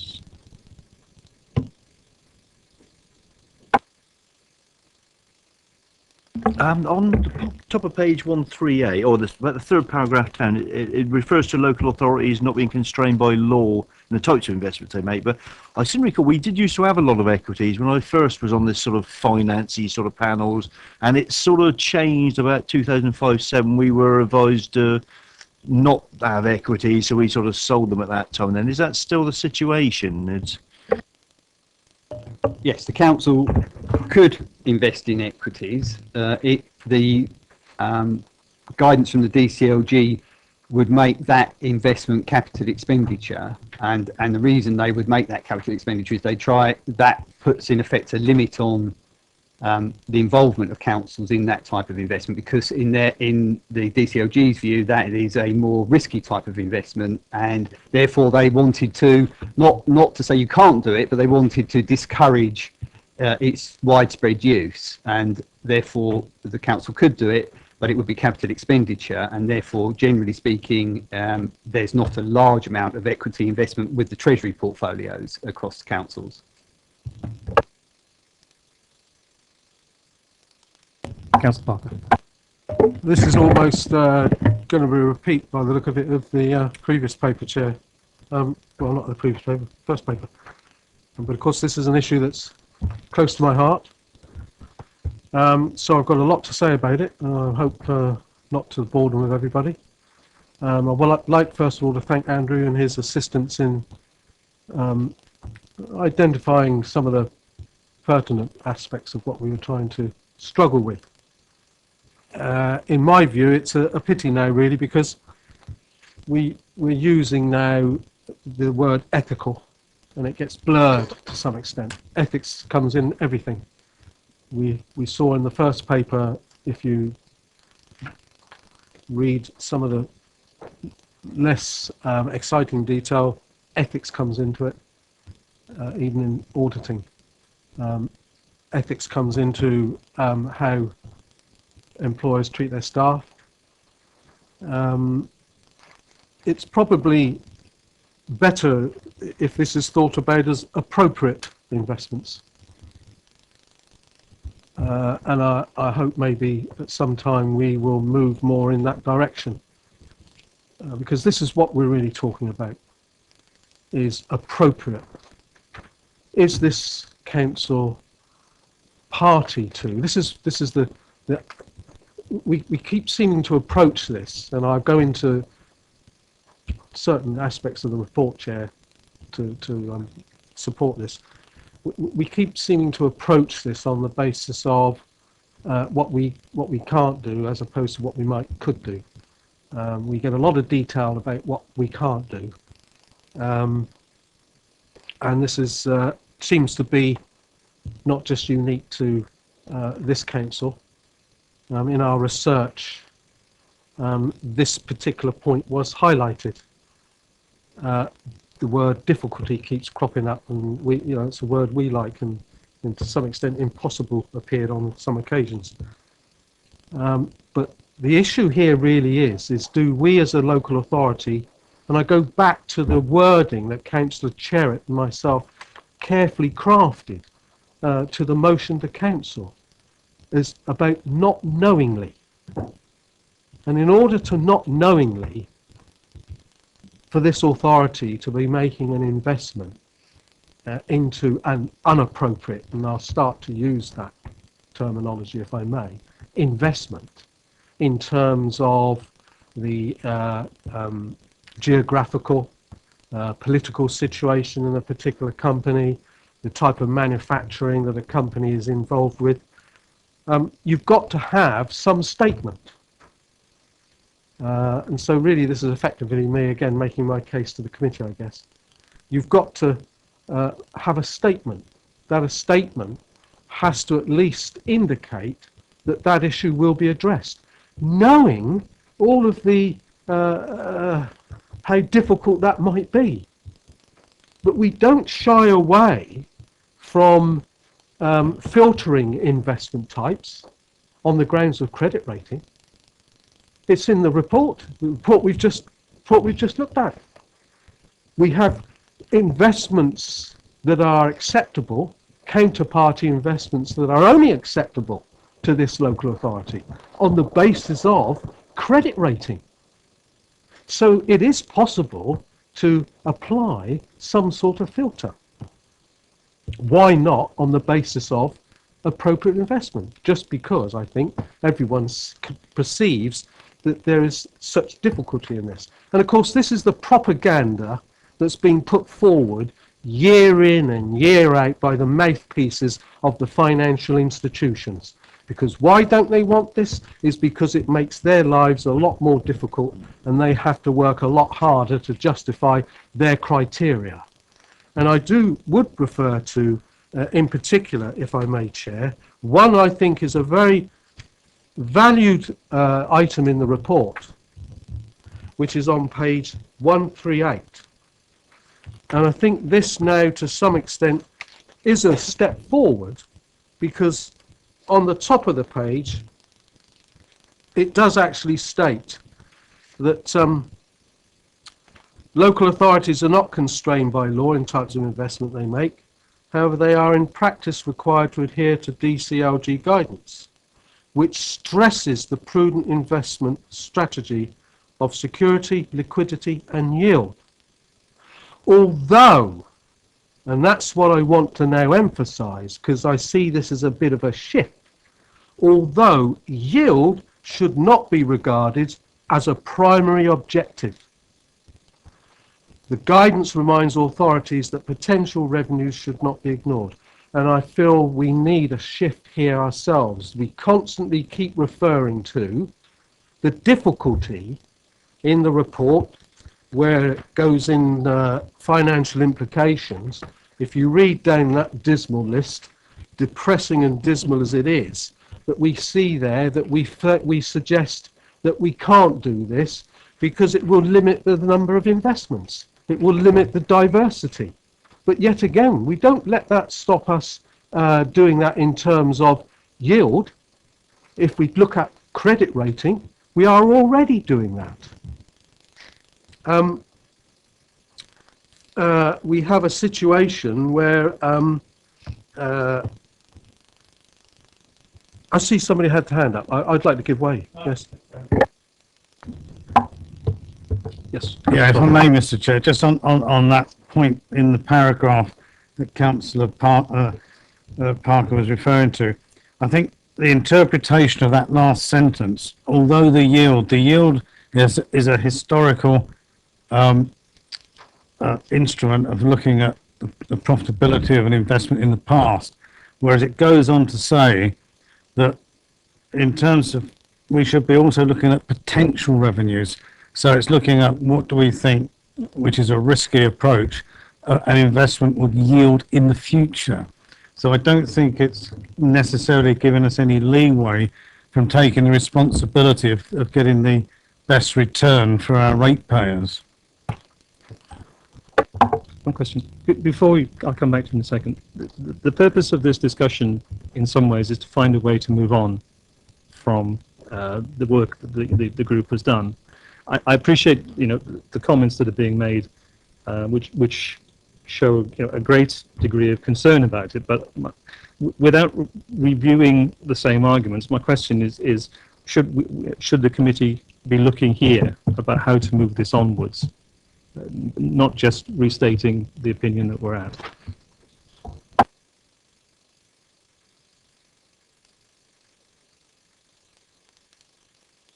Here in the conclusion, the committee's view is sought on the suggested actions set out in section 4, and those are what I would like to address. What is the set of actions that we want to put in place? Thank you for that, Chair. What I found difficult to find out was what were the suggestions, other than detailing again why it makes it difficult to do anything. I don't see quite clearly. You're right. On page 141, 6.11, committee's view is sought on the suggested actions. I'm not sure what those suggested actions are. They don't seem to me to be very clearly made. If you go to the recommendation, I think that the key two things are including a reference to ethical investments within the Treasury management strategy, which is reviewed on an annual basis. So whether we're doing direct or indirect investments, you could have a standard approach to how you dealt with that. And the second is to continue on with the work of the small working group so that we fulfill the terms of reference that were set up. So it's those two key actions, which is what I suppose the report is looking for a review on.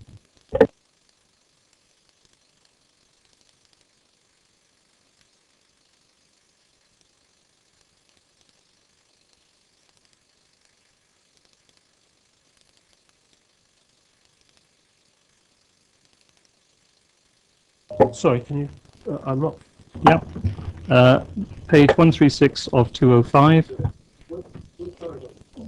Recommendations 2.1 and 2.11. So the actions was a bit of a steer. That's all. Sorry, I couldn't find that. So those the issues of the recommendations. How do we want to address those? That's to me is what we should be discussing today. Councillor Hardy. In supporting Councillor Parker and the work done by Councillor Cherritt on this, I think the two recommendations speak for themselves. This is not a done issue. So that's the first thing to say. This is not an end. I think this needs to be a waypoint. So I totally appreciate what 211, sorry. And in taking that as a perspective, reference to the ethical investments and the council's approaches, including the Treasury management strategy, that's good. That is all right. One very small step forward. That is something of a win. Okay. I certainly don't see it as being the end of this by any stretch of the imagination. I think there's a lot of work to be done.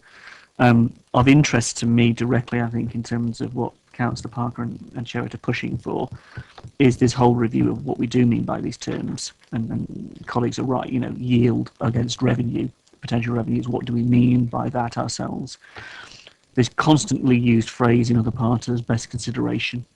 It doesn't mean making the maximum buck or pound out of everything. It means what we do with it in terms of social as much as financial. So I totally support the direction of travel that goes there. And the justification that has to be there in that as well. If we're going to do that, that has to be an appropriate and justifiable position that this council adopts. It would be interesting just to think about the indirect investments for a moment, because that was the one thing that I haven't got my head around. If we say we're going to go down this new investment road, and we have done, the paper's gone through, so we're doing this whole new investment strategy, there is absolutely no guarantee in that direction of travel, in that way of operating, that Basingstoke and Dean money is not being given over to something that we would consider being unethical. And that for me is an issue. because how do I turn around to the taxpayers, to the residents, like colleagues, and Stuart's argued this himself in council, how do we genuinely stand up for the things that we care about and respond back to say, no, I can't guarantee your money isn't being used in something that violates human rights, and so on, the list goes on. And as long as we can say that, and have to say that as an answer, that is not acceptable. So I don't have the answers. I don't think any of us have the answers sat on the table necessarily this afternoon, but we do have, I think, as a commitment, as a committee, and I would like to support 211 that the work goes on and that there is support given to what Stuart and Karen and Nigel are doing in this, and that we as a committee express that quite clearly, and that the actual paragraph that is drawn up, or whatever is drawn up from the Treasury Management Strategy, comes from that panel. Let them work on this, come up with some good words. I don't, forgive me, with all due respect, Kevin, I don't think it should be just left to officers to draw that up, and I don't necessarily think you've been suggesting that yourself, but let's work on this as a group, and Andrew's led this in terms of the panel. Let's work on this as a group to see where you can go with an appropriate set of words and then an appropriate direction of travel. Makes sense, Councillor Tilbury? Yes, I think very much agree with what Stuart said. We've looked at this over many years, going back to when it was on the old finance panel. And probably we always come up against the thing, well, we've got to invest our money wisely to try and get the maximum amount back. But in doing so, the only way, as with the indirect investments, we have to give money to people, well, we're not quite sure what they're going to do with it, which just seems to me inherently unethical in the first place. And have we learned nothing from 2008? I mean, Hampshire invested a large amount of their pension fund, and many of the staff here's pension fund, with Bernie Madoff, who was running a rather obvious pyramid scheme, which was obviously completely unethical, but it didn't seem to worry him, and he did it for a long time, but no one noticed that. And you can argue that ignorance is the defence, but when we're doing this and we're saying, well, we don't know, and someone else could be doing exactly the same. I was that gang of little old ladies in Bristol recently doing the same sort of thing. And, we should know where we're investing our money, and we should know why they're making money for it. And if we don't get as good a return, that's just tough. But at least we might end up keeping our money, and we're doing the right thing, because the more we support these crooks, because that's all they are, the worse this is going to get. And it's just, as long as we're constantly chasing money all the time, that's the way it'll go. We've got to learn from these things and start investing in things that we can be proud of. Thank you, Councillor Thorpe.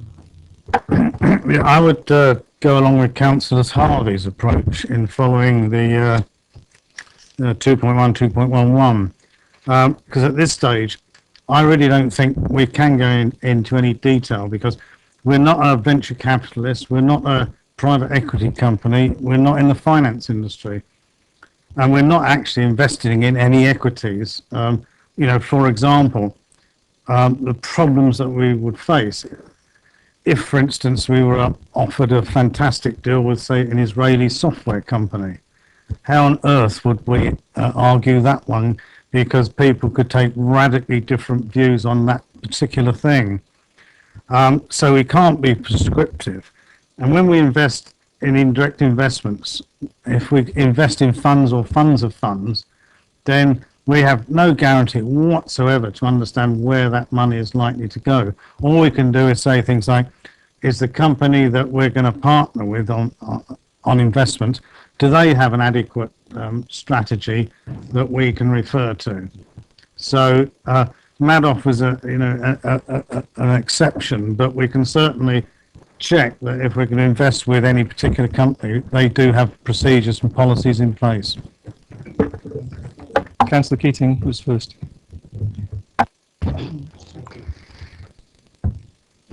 I don't think we can do this by committee. We've got where we are by a small group of councillors working with officers. And I think we need them to continue that work. I think we should accept the recommendations and put 3.5 as the task and ask them to continue. Thank you. Sorry. Sorry, the only thing I was just going to say was just draw members' attention to paragraph 4.12, which kind of goes on to what you were just explaining really there, that if we are investing in fund managers, then we do look at their credentials, etc. And I think paragraph 4.12 just sets that out. Councillor Parker. Thank you, Chair. Well, first of all, offer my apologies. In my own defence, I should be at home in bed. And I had just, when I was sort of reading this at late hours yesterday, I missed the recommendation. And Andrew will understand that. And I therefore couldn't quite link this with the suggested actions. If recommendations, I would have looked further for it. And I thank him for 2.1 and 2.11. I would like to pick up on the point that Councillor, I think it was Councillor Harvey made, was that who's going to agree this wording? This doesn't sort of suggest, it merely says it is recommended that reference to ethical investment in the Council's approaches, including the Treasury Management Strategy, and updated on an annual basis. But it isn't giving clear guidance to this committee as to who's going to draft that wording, and I would like there to be some mention of that. With regard to Councillor Keating's comments, yes, this isn't, no one's expecting this to be agreed by committee, but by bringing it back to this committee, and which was already agreed was the process, this is updating the committee on the panel's work. And by the comment made by Councillor Falconer, the contribution from Councillor Falconer, is what we're looking for, because it gives an indication that there is again an agreement, an agreed understanding by committee members, cross-party, in relation to desirability. Everybody involved with this issue understands the complexities and so forth with regard to diverse funds. But there are fund management companies who are quite prepared to declare a genuine attempt to avoid inappropriate investments. And I think it's very important that when you talk about the sums of money involved, and I think this is coming to a head, Chair, particularly when we are looking at the new alternative investment funds, the diversified funds, this is pertinent, that we are able to, as a local authority, at the earliest stage possible, to indicate to our fund managers that we do have a particular stance in that regard. Thank you, Chair. Thank you, colleagues. Just to come back on a couple of points, in terms of the Treasury Management Strategy, I believe it comes to this committee in draft, so the whatever statement was developed by the group would be in there, so it could be talked about. That then ultimately that Treasury Management Strategy goes on to Council, so there are a number of stages in which people could become involved in that particular issue. So it strikes me that's the route we should be going. Yep. Both recommendations, then we agree. Particularly, I'm not sure whether I should be asking Andrew whether he's going to come back from Bracknell to help me with this. And if he's not, then can I take this opportunity of thanking him for his balanced approach to assisting this very heated subject as far as I'm concerned. Thank you, Councillor Doug. Thank you, Andrew.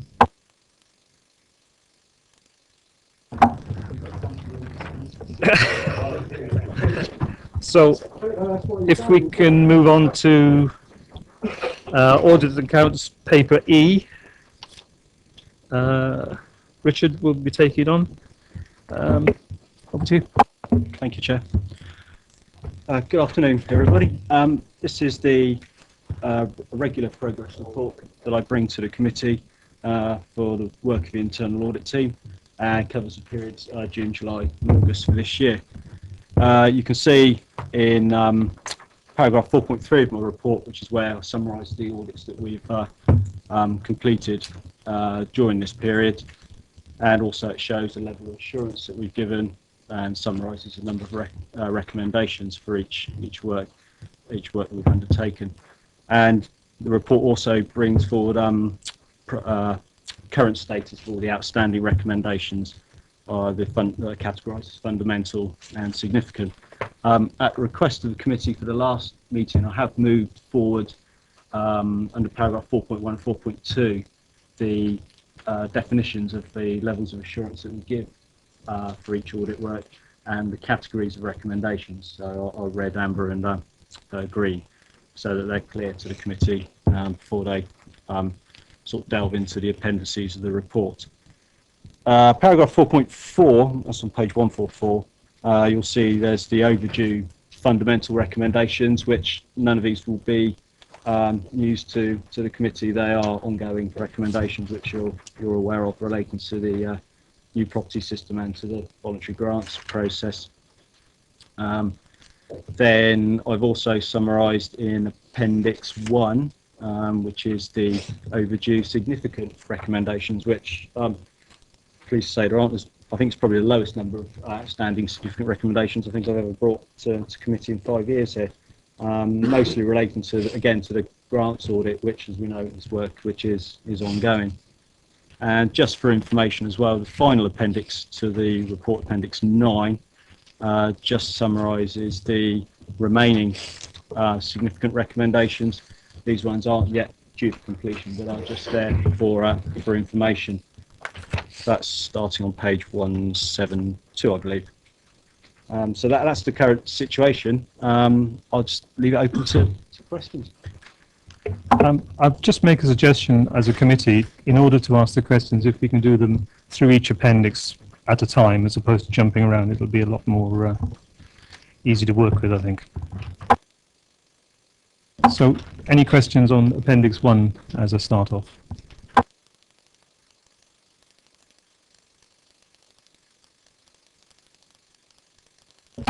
Councillor Keating?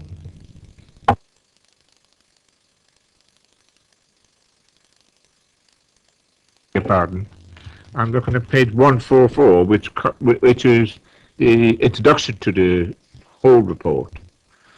And if you look at page 144 on item 4.3,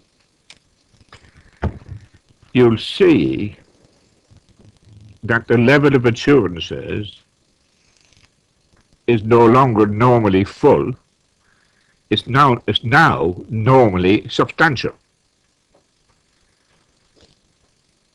And the reality is that the only fundamental recommendation under corporate governance, the only fundamental one, bearing in mind now we're talking about if you had colours on the sheets, it would be red, okay, i.e. danger, is, and I don't want to go to the appendix for the purposes of, jumping to Appendix 9, but if you look at it, it's the only one that's fundamental and really big problem is the peer review. So I would discount that. I personally would discount it. I'm sure the committee wouldn't dream of discounting a recommendation of that nature. But I do believe we're drifting towards a general acceptance that a significant, or should I say substantial, level of failure is becoming acceptable. We should always be looking for the full assurance. We shouldn't be accepting as a rule and routine things that are just significant or substantial, should I say. So that just causes me a concern. And bearing in mind, I have to leave for family reasons by 4:30. I'll jump in as and when we get to the point you're making. Thank you. Richard, do you want to make any comment? I wouldn't describe sort of substantial as you refer to it as failure. I mean, it's true, but I mean, the substantial does to say as a description is the key controls designed to achieve the objectives of the system are in place, which is good. To get the full assurance, so yes, we don't give full assurance too often because we're auditors, so we always look for something. But I think the substantial. If you could probably go back a couple of years, and if you were to do the same audits, you would probably find limited on quite a few of these. So I think, to be fair to the areas, the staff involved where we've audited, this does represent, progress. And certainly in my 5 years I've been here. I mean, sort of to give full-on sundry debtors. It's the first time I've ever seen that in my audit time, wherever, that a sundry debtors process will be given full assurance, which I think does give credit to the work that the staff do, and the manager as well. So it's just 3 merits attentions, I think, does reflect very well, and it shows the pretty high standard they have to, if you like, they have to obtain to get the full assurance. We don't give it lightly. Okay, so just looking through each appendix 1, any questions? And if not, we'll move to 2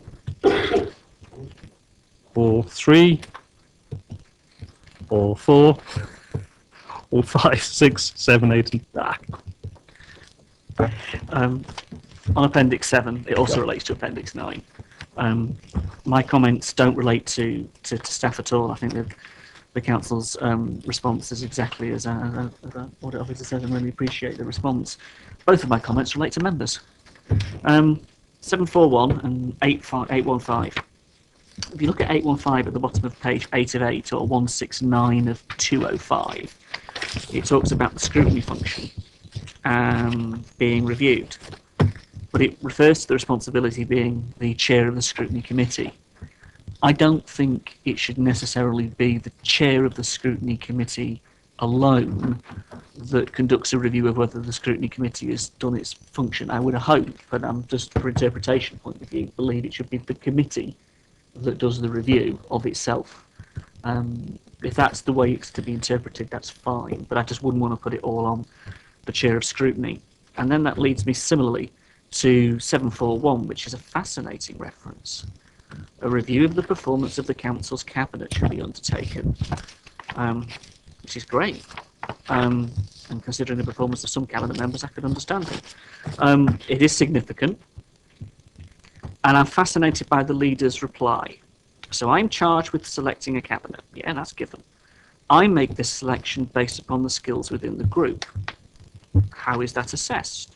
What does he do? Does he have a matrix? Does he do a scoring system? Does he interview the members of the group? How does the leader go about appraising the skills within the Conservative group for the position of cabinet?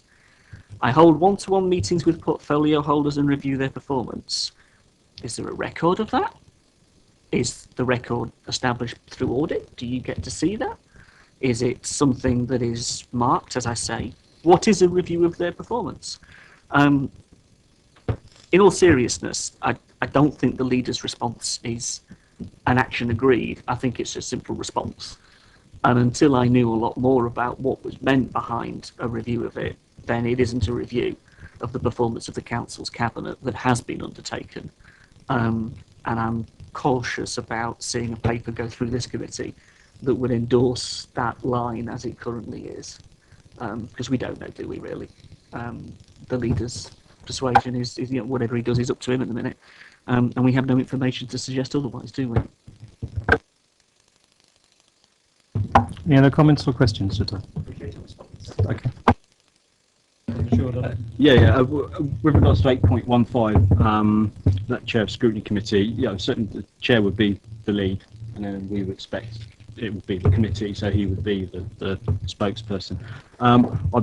With regards to the leader of the council one, we would treat it as a normal, as we do with all our audit recommendations. We would ask the leader for evidence of completion of that, and I certainly would probably have to take advice from colleagues as well, probably Kevin as well, actually, as to whether we deem this is acceptable for us to effectively approve the recommendation.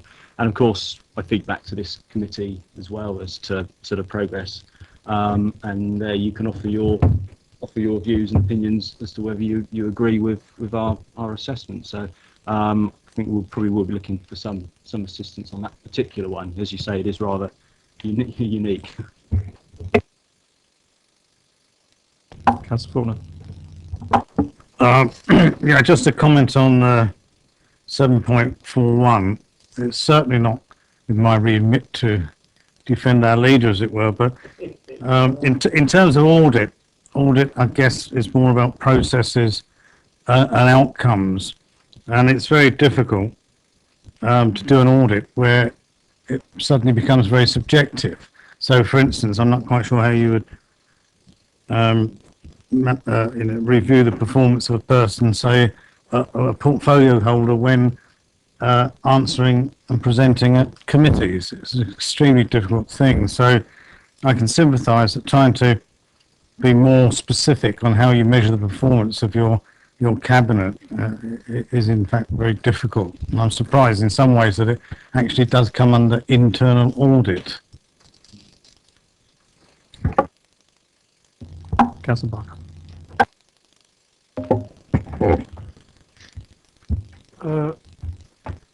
That's really very much the thinking process that I had. I mean, I'd like to go strip this back a bit and just, where did this spring from? This 7.41. Can I catch up on this? I mean, who's making that recommendation? Is it our internal, assuming this is our internal audit team, looking at a future work programme?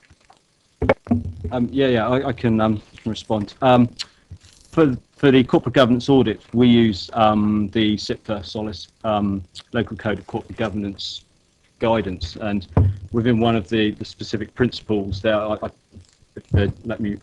read it out. It is the control is to ensure effective arrangements are in place for reviewing the performance of cabinet as a whole and as individuals, and of individual members, and agreeing an action plan which might, for example, aim to address any training or development needs. So that's the specific, if you like, what we use as a control objective. We look at and try to find evidence that that is being completed. So we're trying to assess that the authority is meeting this code, and this is one of the sort of requirements. And that, to answer your question directly, that's where it's born from. Whether or not it's the right approach, or whether it's the leader is the right person, that's say if the committee differs, then fine.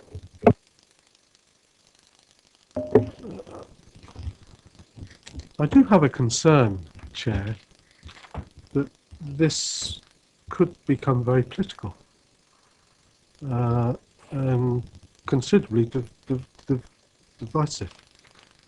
And I think it's going to be, hearing Councillor Harvey's comments, which I think were well made. But what are we looking at? Councillor Falconer makes the case very clear. You know, the subjectiveness of this. What measures are? What are the measures? I always remember comments made about a particular councillor once, that the person never ever contributed to debate in the council.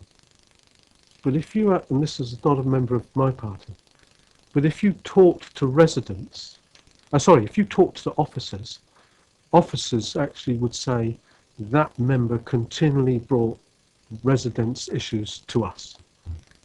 So, you know, I mean, I find this quite, I mean, our officers here have only got to do what their guidance is, but it has a big question mark for me. Thank you, Chair. I agree. It is political, because there's no other way you can get away from what is in all of what we do is political in some respect. In the context of this, the leader shouldn't be marking his own cabinet. If that's at the very least a principle, you should not be marking the work you've done to appoint your own cabinet, if that is a test of this SIPFA code. You know, if the SIPFA code is there and we've got to do this, then we need to be far more professional in how this is then undertaken to pick up the issues that have been raised. If it is just simply something that's a tick in the box and it can be left to be political, then it shouldn't be in here in the way it's in here. It really is a chalk or cheese, because if you leave it in here, you will invite the criticism that has been expressed if we don't do it properly. If it is done properly and it is assessed, where is the action that flows from that? So where does that override with the politics of this? Say a cabinet member does get wrapped across the knuckles for not doing the job properly. What does that mean? It's up to council to take that position away from somebody. No, it isn't. Don't have that rule anymore. It's up to the leader alone to do the cabinet. It's a pure and utter executive responsibility vested in the leader. And if I'm a leader of a council where I'm faced with a committee or an officer criticising one of my cabinet members without due reason, due course, due process, evidence and the rest of it, then why would I be encouraged to take notice of it? I'm worried about the value of this, and I guess that was where I was coming from, and others have raised the issue.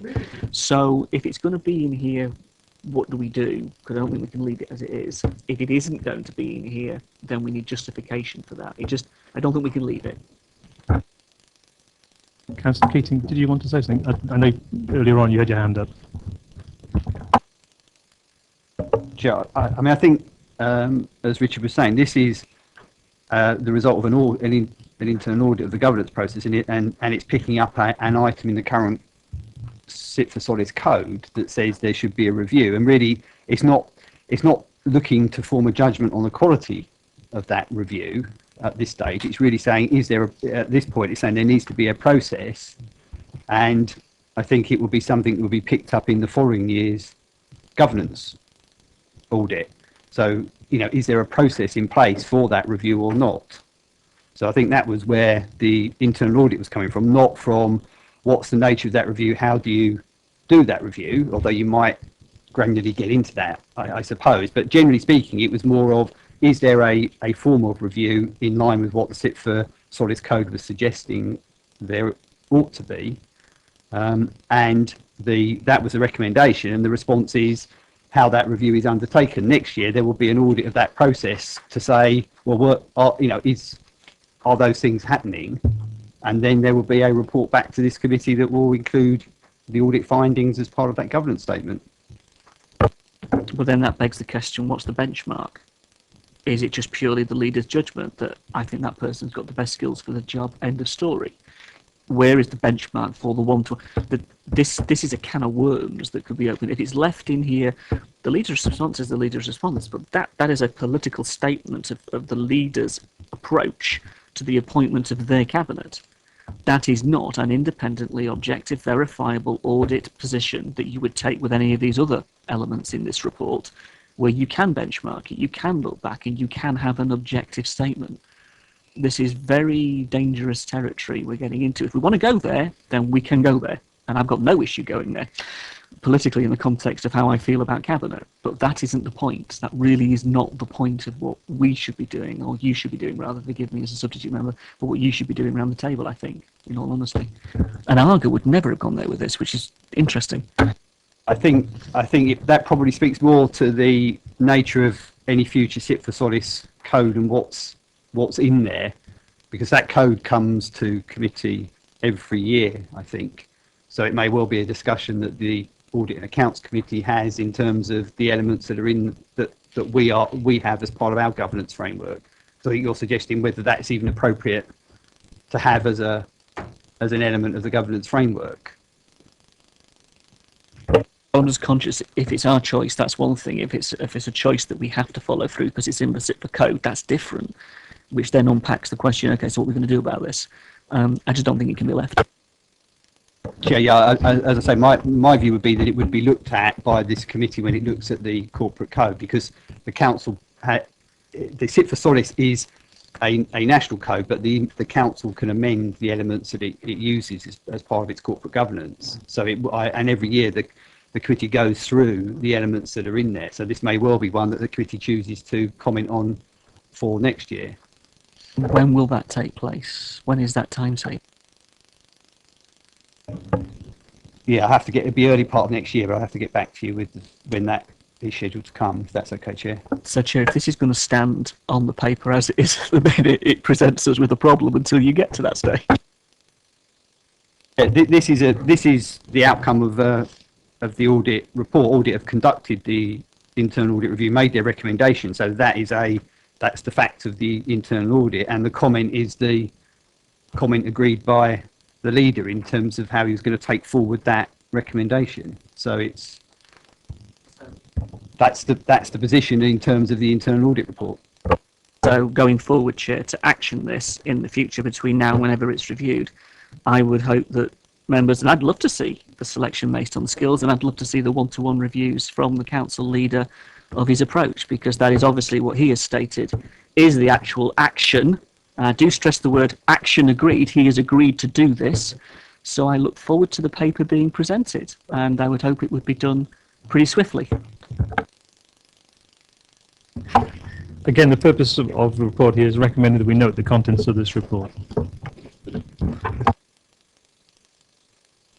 Point there, it refers to the responsible officer for that 7.41 being the leader of the council, but the leader of the council, as I understand it, is a member of the cabinet. So who actually, and this, who would review his performance? I mean, is it clear in the LCCG guidance who it is that vague, is it? Because that's the other point, is that it almost suggests there should be another one to look at, the cabinet could look at the leader or whatever, but it does seem a bit woolly, doesn't it? And as I say, quite nightmare. There is an element of external audit in this possibly, but that's...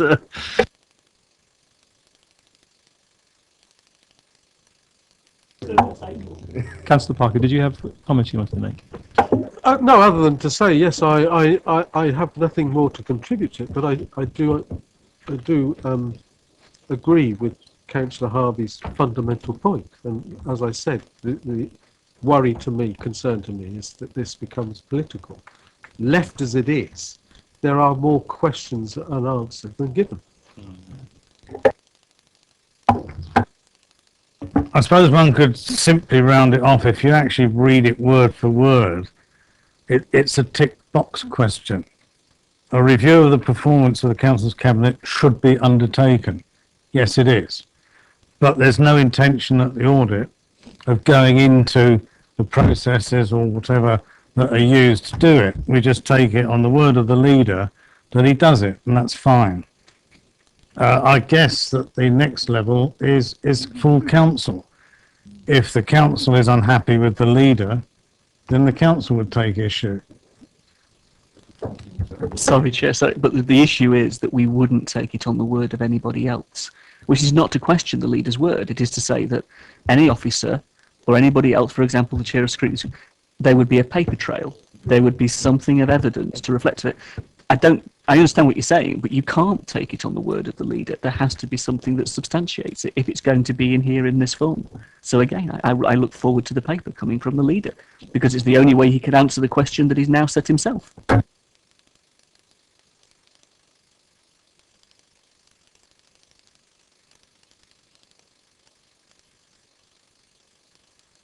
Appendices 8 and 9, are there any further questions to bring to the table on those? Okay, on that basis, committee notes the report as it's been presented. So moving on to paper F, which is Treasury Management Monitoring Report. Yes.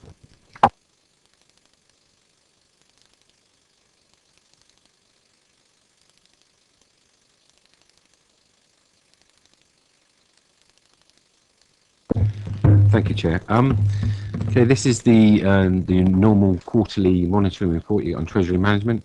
It would normally be Q1, which would be the end of June, but as the committee hasn't met over the summer, it's actually an updated version of it. It's actually to month 4, which is the end of July. It shows that we're forecasting a shortfall of interest income of 81,000 when compared to our original estimate.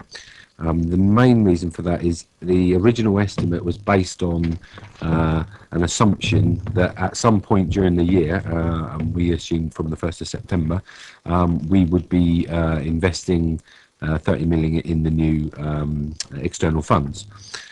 As it turns out, we're probably not going to be doing it from the 1st of September. We're definitely not, because that's past. We're hoping to invest in October or November. So that's primarily the reason for the forecast shortfall.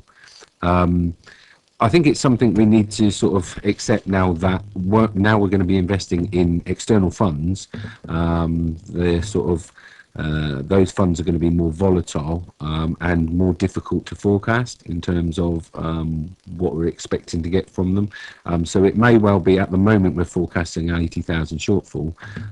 It wouldn't take a lot of movement in the performance of these new funds once we go into them to mop up that 80,000 and perhaps increase it, or they could go the other way. So it is quite volatile. The forecast position will become less significant. What will probably be more significant is where we actually are at the moment in terms of our actual performance. So if you've got any questions on the report or details in the report, I'll do my best to answer them. Thank you. Any questions at all?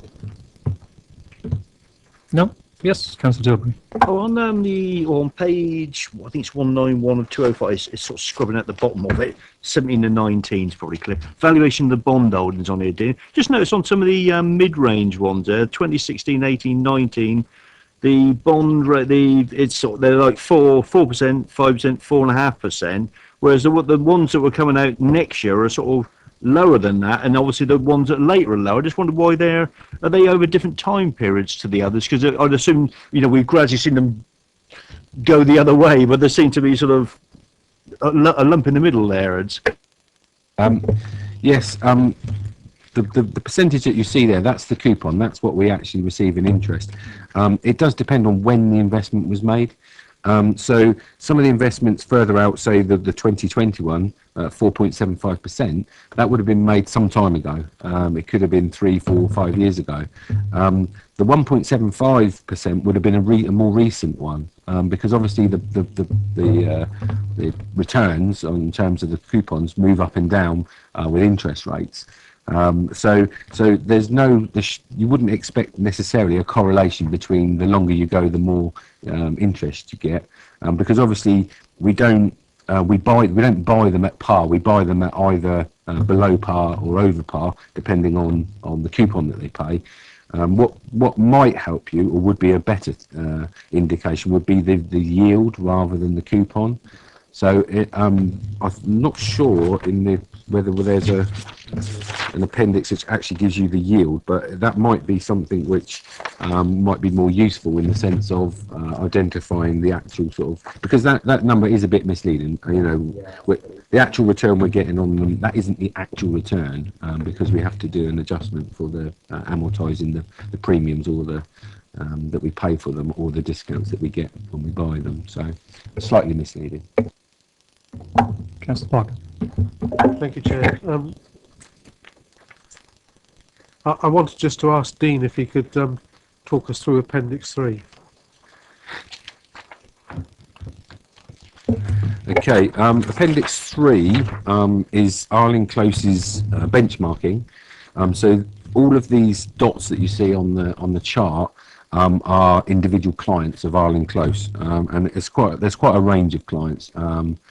Local authorities, there's some county councils, I think there's police, fire, it's all public sector bodies, and basically what you should be aiming for in this benchmarking is up the x-axis, is that? Yep. You've got the percentage return, so that's the running yield that you currently have on your portfolio at the moment. So for us it's about 2%. And then across the bottom, you've got the average credit rating of the investments within those portfolios. So for us, it's just below a AA. So some authorities are out at BBB plus, so they're taking quite a lot of risk in terms of the types of investments that they're using.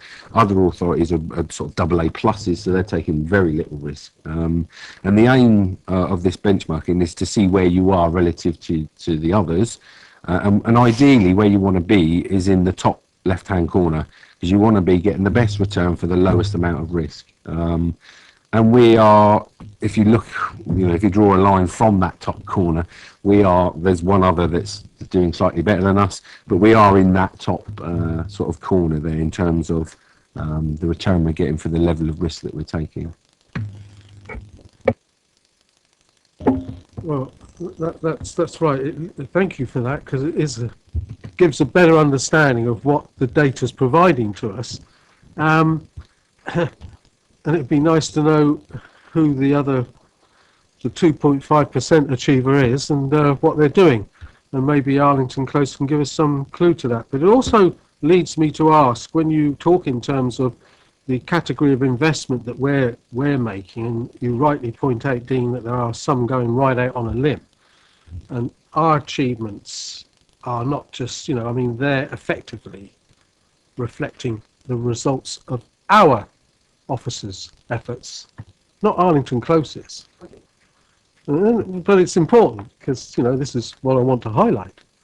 And which leads me to ask, on the basis that we're obviously a high-performing authority, and obviously one that's, looks to have all the right checks and balances in place, do we get a discounted fee? Because we obviously aren't a lot of trouble to them.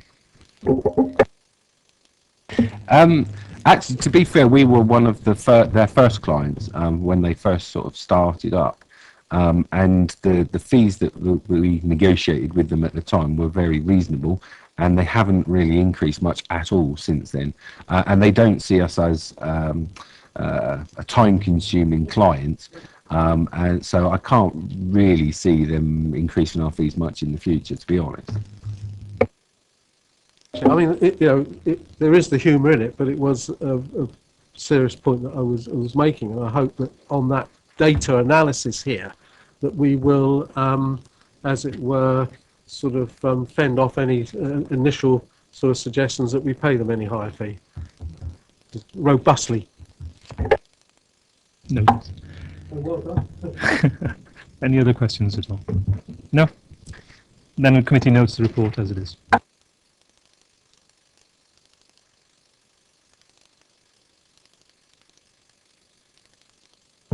So, paper G, appointment of external auditor. Thank you, Chair. This is just an information item for the committee to say that the Audit Commission, they are still in existence until March next year, have appointed the Council's new auditors. That will be formerly Ernst & Young. It's EY LLP. They will be the external auditors from 1st of April 2015. So this year's accounts, 14-15's accounts, will be audited by PwC. 15-16's accounts will be audited by EY. It's part of the national retendering of audit contracts. EY also audit pretty much, in fact, the rest of Hampshire. So we will be in line with the rest of Hampshire. That appointment will initially be for 2 years. DCLG will have the ability to extend that appointment for a further 3 years. But obviously the local audit, the new powers to appoint auditors locally will all come in place at the expiry of either 2 years or 5 years for us. And that was it, Chair. Any questions? No? Noted. Okay, so now we move on to paper H, which is the subject is data protection. And I'm required to say that there are documents, the pink documents that have been circulated to committee members are of a confidential nature, and that any discussion that relates or includes any information within those documents means that the committee would have to go into private session. So that I need to make you aware of that as we go through the report and any questioning that comes from that. So my proposal is that we start with paper H as it is, and we go with that, and we'll see where that goes. And at any time, we may have to, if we decide as a committee they want to discuss the pink documents, we'll go into private session. Thank you. This report purely is to give an update on 2 data breaches which occurred in October and November 2013, and to advise members of a 3rd breach which is currently being investigated by the Information Commissioner's Office. We had been served an undertaking in relation to the 2 breaches from 2013. Unfortunately, it was served just as we were advising them of a further serious breach, so they withdrew the undertaking and are currently investigating all 3 breaches together. As at the moment, we are still awaiting a decision from the Information Commissioner, but we do expect that to be notified to us within the next few weeks. I would say, sorry, it's not in the report, but as the final breach and third breach related directly to an FOI request, we have updated and changed our procedures.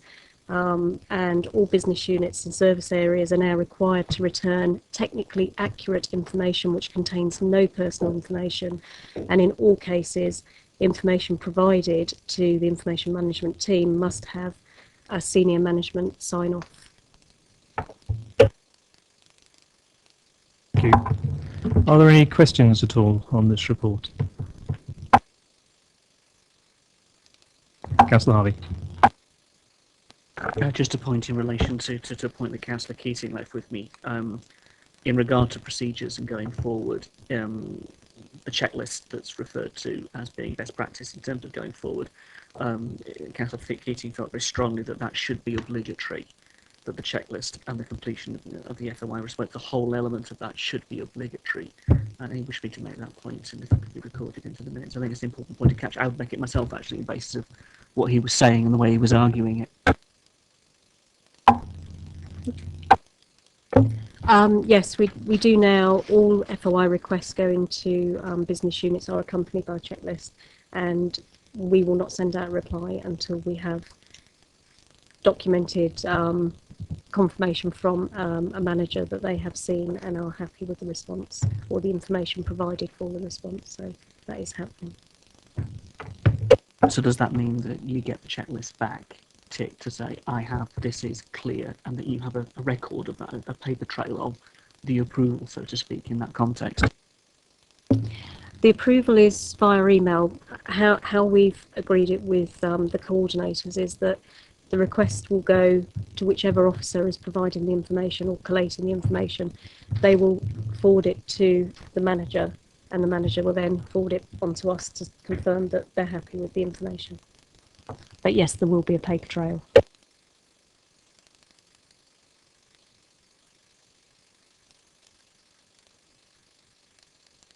Yeah, just one thing, without obviously going into a lot of detail on there, one of the obvious issues that the report throws up is the large number of increased freedom of information requests, and I'm certainly aware of that in Over, and in fact we actually had a situation where people sort of wanted information for the neighbourhood plan. They were putting in, there was a freedom of information request, and which was very time consuming, whereas they could have asked the ward council as well, but they just thought, because they're aware of because of the publicity around freedom of information, they just assume it's just as easy to do that. But I don't know if members have seen it, but it's on our website. We've got there's a flow chart somewhere. I just happened to look at this, and it's about 3 pages long with all the blocks and the go to this sort of thing, and it's quite a nightmarish system, isn't it, for them to deal with as officers. And is there enough people to do this? I mean, if the workload's doubled, are you getting twice as much time, or are you getting any support with this? Because part of the problem is what's fairly obvious, and certainly some of these ones where it's gone through that someone sort of done something, they assume that the next one would check, and by the time it's got to the end of it, there's a danger that they're assuming that someone else has taken any confidential information or the bit that needs to be done, and it is quite, it's quite an onerous task. I mean, as Jackie well knows, I mean, for some bizarre reasons, all the members of the parties don't have to register as data controllers, but the independents do, because we have no overall control. I have to register as a data controller, and it's a nightmare. And this is the trouble. There is a danger you create such a bureaucratic system that it actually creates the sort of data problems that it's trying to stop in the first place. And I think that's part of the problem. The classic one where someone sends an email to everyone and those sorts of things. And we've had that a number of times, and how other housing associations do that. And I've had that with individuals who've sent me that sort of stuff. So I think the danger is if we're not careful, we can create a bureaucratic system which just effectively encourages failure. Councillor Parker. Thank you, Chair. I've got one or two specific questions. I don't want to discuss in particular detail anything that appears in the pink paper, other than on certain protocols. But my first... I think if it's an other than, it's immediately, it either is or it isn't. Well, I'll tell you when I get to it. when I get my first questions are in relation to the white paper. Let's deal with the white paper first. Thank you. When I read through this report and when I have read through others, I do have a lot of sympathy with staff members. For themselves, it must be quite a traumatic experience to have realised or had it brought to their attention the error that they've made and the implications and the consequences. I think possibly, and I'm not challenging this. This isn't I'll do that in debate then maybe. I'll come back to that. What I want to ask Jackie particularly is in relation to training and the training modules. Could we be advised of the process? How are departmental managers secure in the knowledge that that training, as it's e-learning, has been completed? Is the checks robust to ensure that it is that member of staff that has carried out that training? And what is the position in relation to agency staff? I note in the report that it makes reference to new employees and temporary employees having to take these modules within 1 week. But what about agency staff? Several questions I know, but Jackie will be able to give me the answers.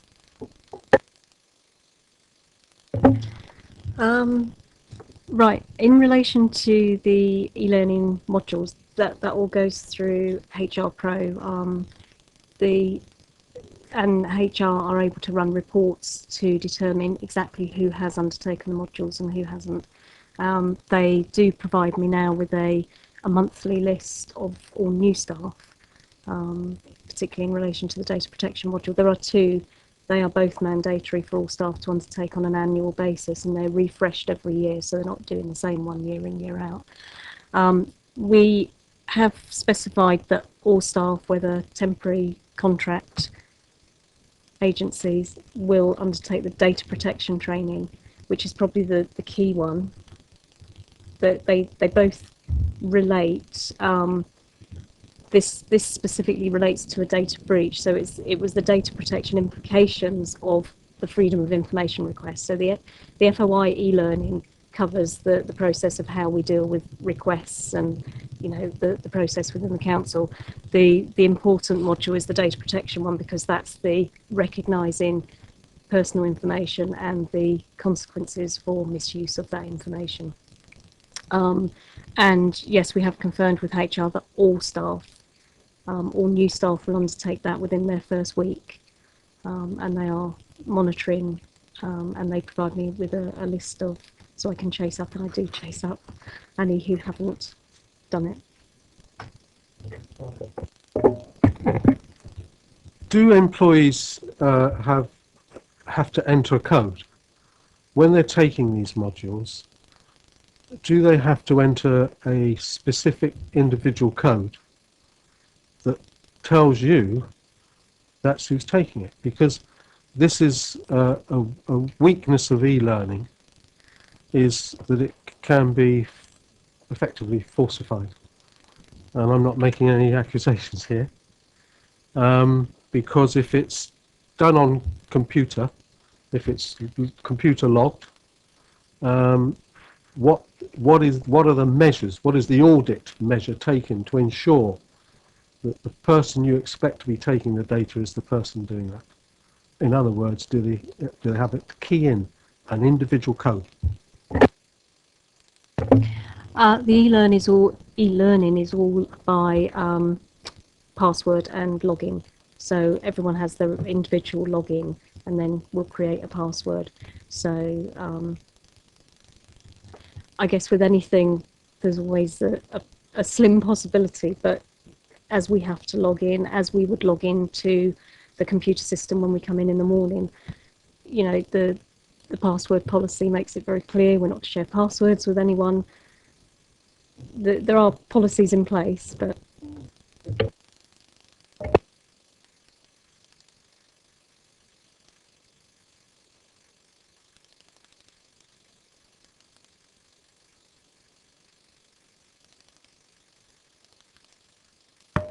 Thank you.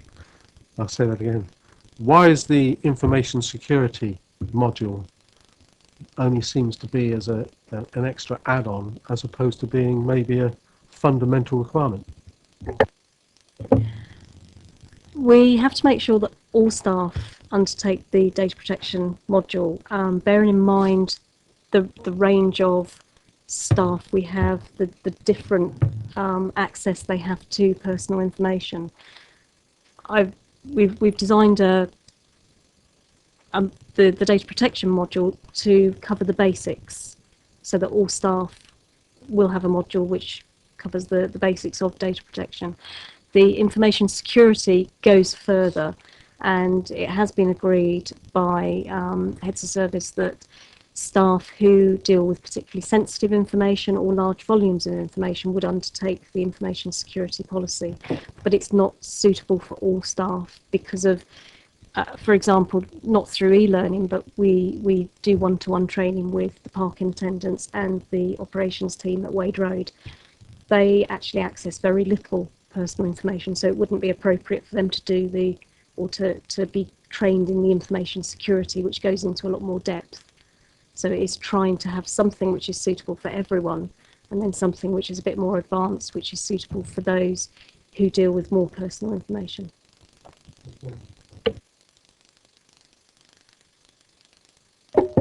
Thank you, Chair. Thank you, Jackie.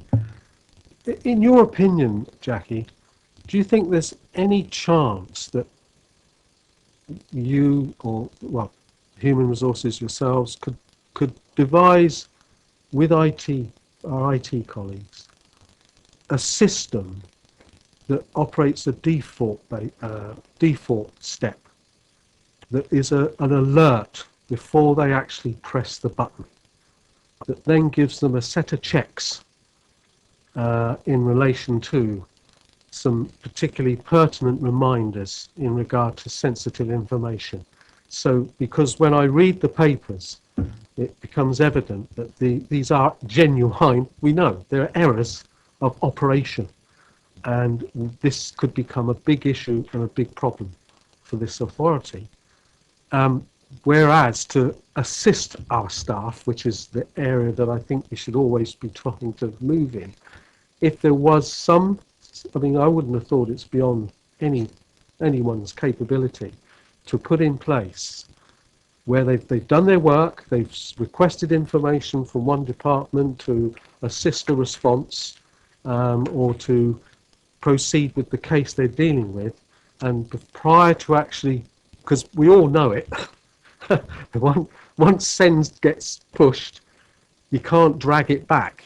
You haven't put it in the post for delivery to the post office, and you can't run down the corridor and retrieve it if you suddenly get a flash. Could we not devise something? And I wouldn't have thought that's too difficult, that assists and aids the staff by saying, have you done this and have you done that? Half a dozen tick boxes. I don't know, to be honest. I'm not technical in that way. I guess it depends if you mean every single email that's sent out, because that would obviously add time in relation to sending emails. There are hundreds of thousands of emails sent around the council every day, I would imagine. It's certainly something I could speak to IT about to see if there was any possibility. Something that had been suggested to me was perhaps an alert based on the size of an attachment to an email that highlighted if it was over a certain size. I must admit, it's not something I look at when I'm sending, but if it was a large attachment. I mean, the other thing we have agreed in relation to certainly freedom of information requests is the use of spreadsheets, because they are a particularly risk area, that unless a requester has specifically asked for the information in the spreadsheet, and if they do, we do have to provide it unless it's not practical for us to do so, that we will not send anything via a spreadsheet. We will extract the information, we will either convert it to a PDF, we will put it in a Word document, or we will put it in the body of the email. The only exceptions are if the information is particularly large and it's not able to be extracted out of a spreadsheet easily, then we will send it. But we have put additional checks in relation to the use of spreadsheets for FOIs. So, for example, that any additional worksheets are deleted, and there is only one worksheet which is then renamed. There is a check to make sure there are no hidden columns or rows. Pivot tables are not used because obviously there can be hidden information behind them, which unless you're an expert, you wouldn't necessarily know where to look. So we have put those additional steps in place as well. But I'm more than happy to have a chat with IT to see if there is anything.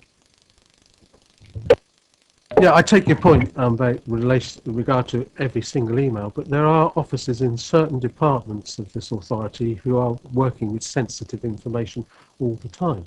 And if you go through your computer and you want to delete an item, you get a check. It says, are you sure you want to delete it?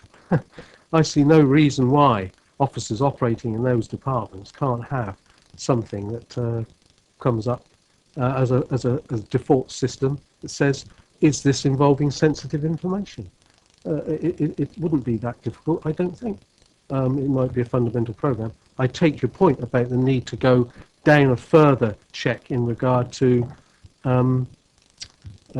bigger cases. I accept that that's a separate issue. But we mustn't lose sight of the fact that for the end user, some of the implications, whilst they're noted here quite coldly in a paragraph of factual information, can be life-changing in regard to their personal situation. You know, that, to my mind, that's where, again, this thing of responsibility comes into it. Thank you, Chair. Thank you, Jackie. Councillor Parker, you said you had other questions to do with the pink section here. Are there any questions, further questions to do with the white sector first? No? Okay, fine. So, before we can discuss the pink documents, I have to read this, yeah? That we agree, the committee agrees that the meeting is now to become confidential by passing the following motion: that pursuant to section 100A4 of the Local Government Act 1972, the public be excluded from the remainder of the meeting on the ground that the public interest in maintaining the exemption outweighs the public interest in disclosing it, and therefore that exempt information is likely to be disclosed as defined in the appropriate paragraph 2 of the Schedule 12A of the Act. So, in order to discuss the paper, the webcast will now be turned off and will be turned back on once the discussion is over. And I have to ask members of the press or public to leave the room and let them know that they will be brought back in again once the meeting is no longer confidential.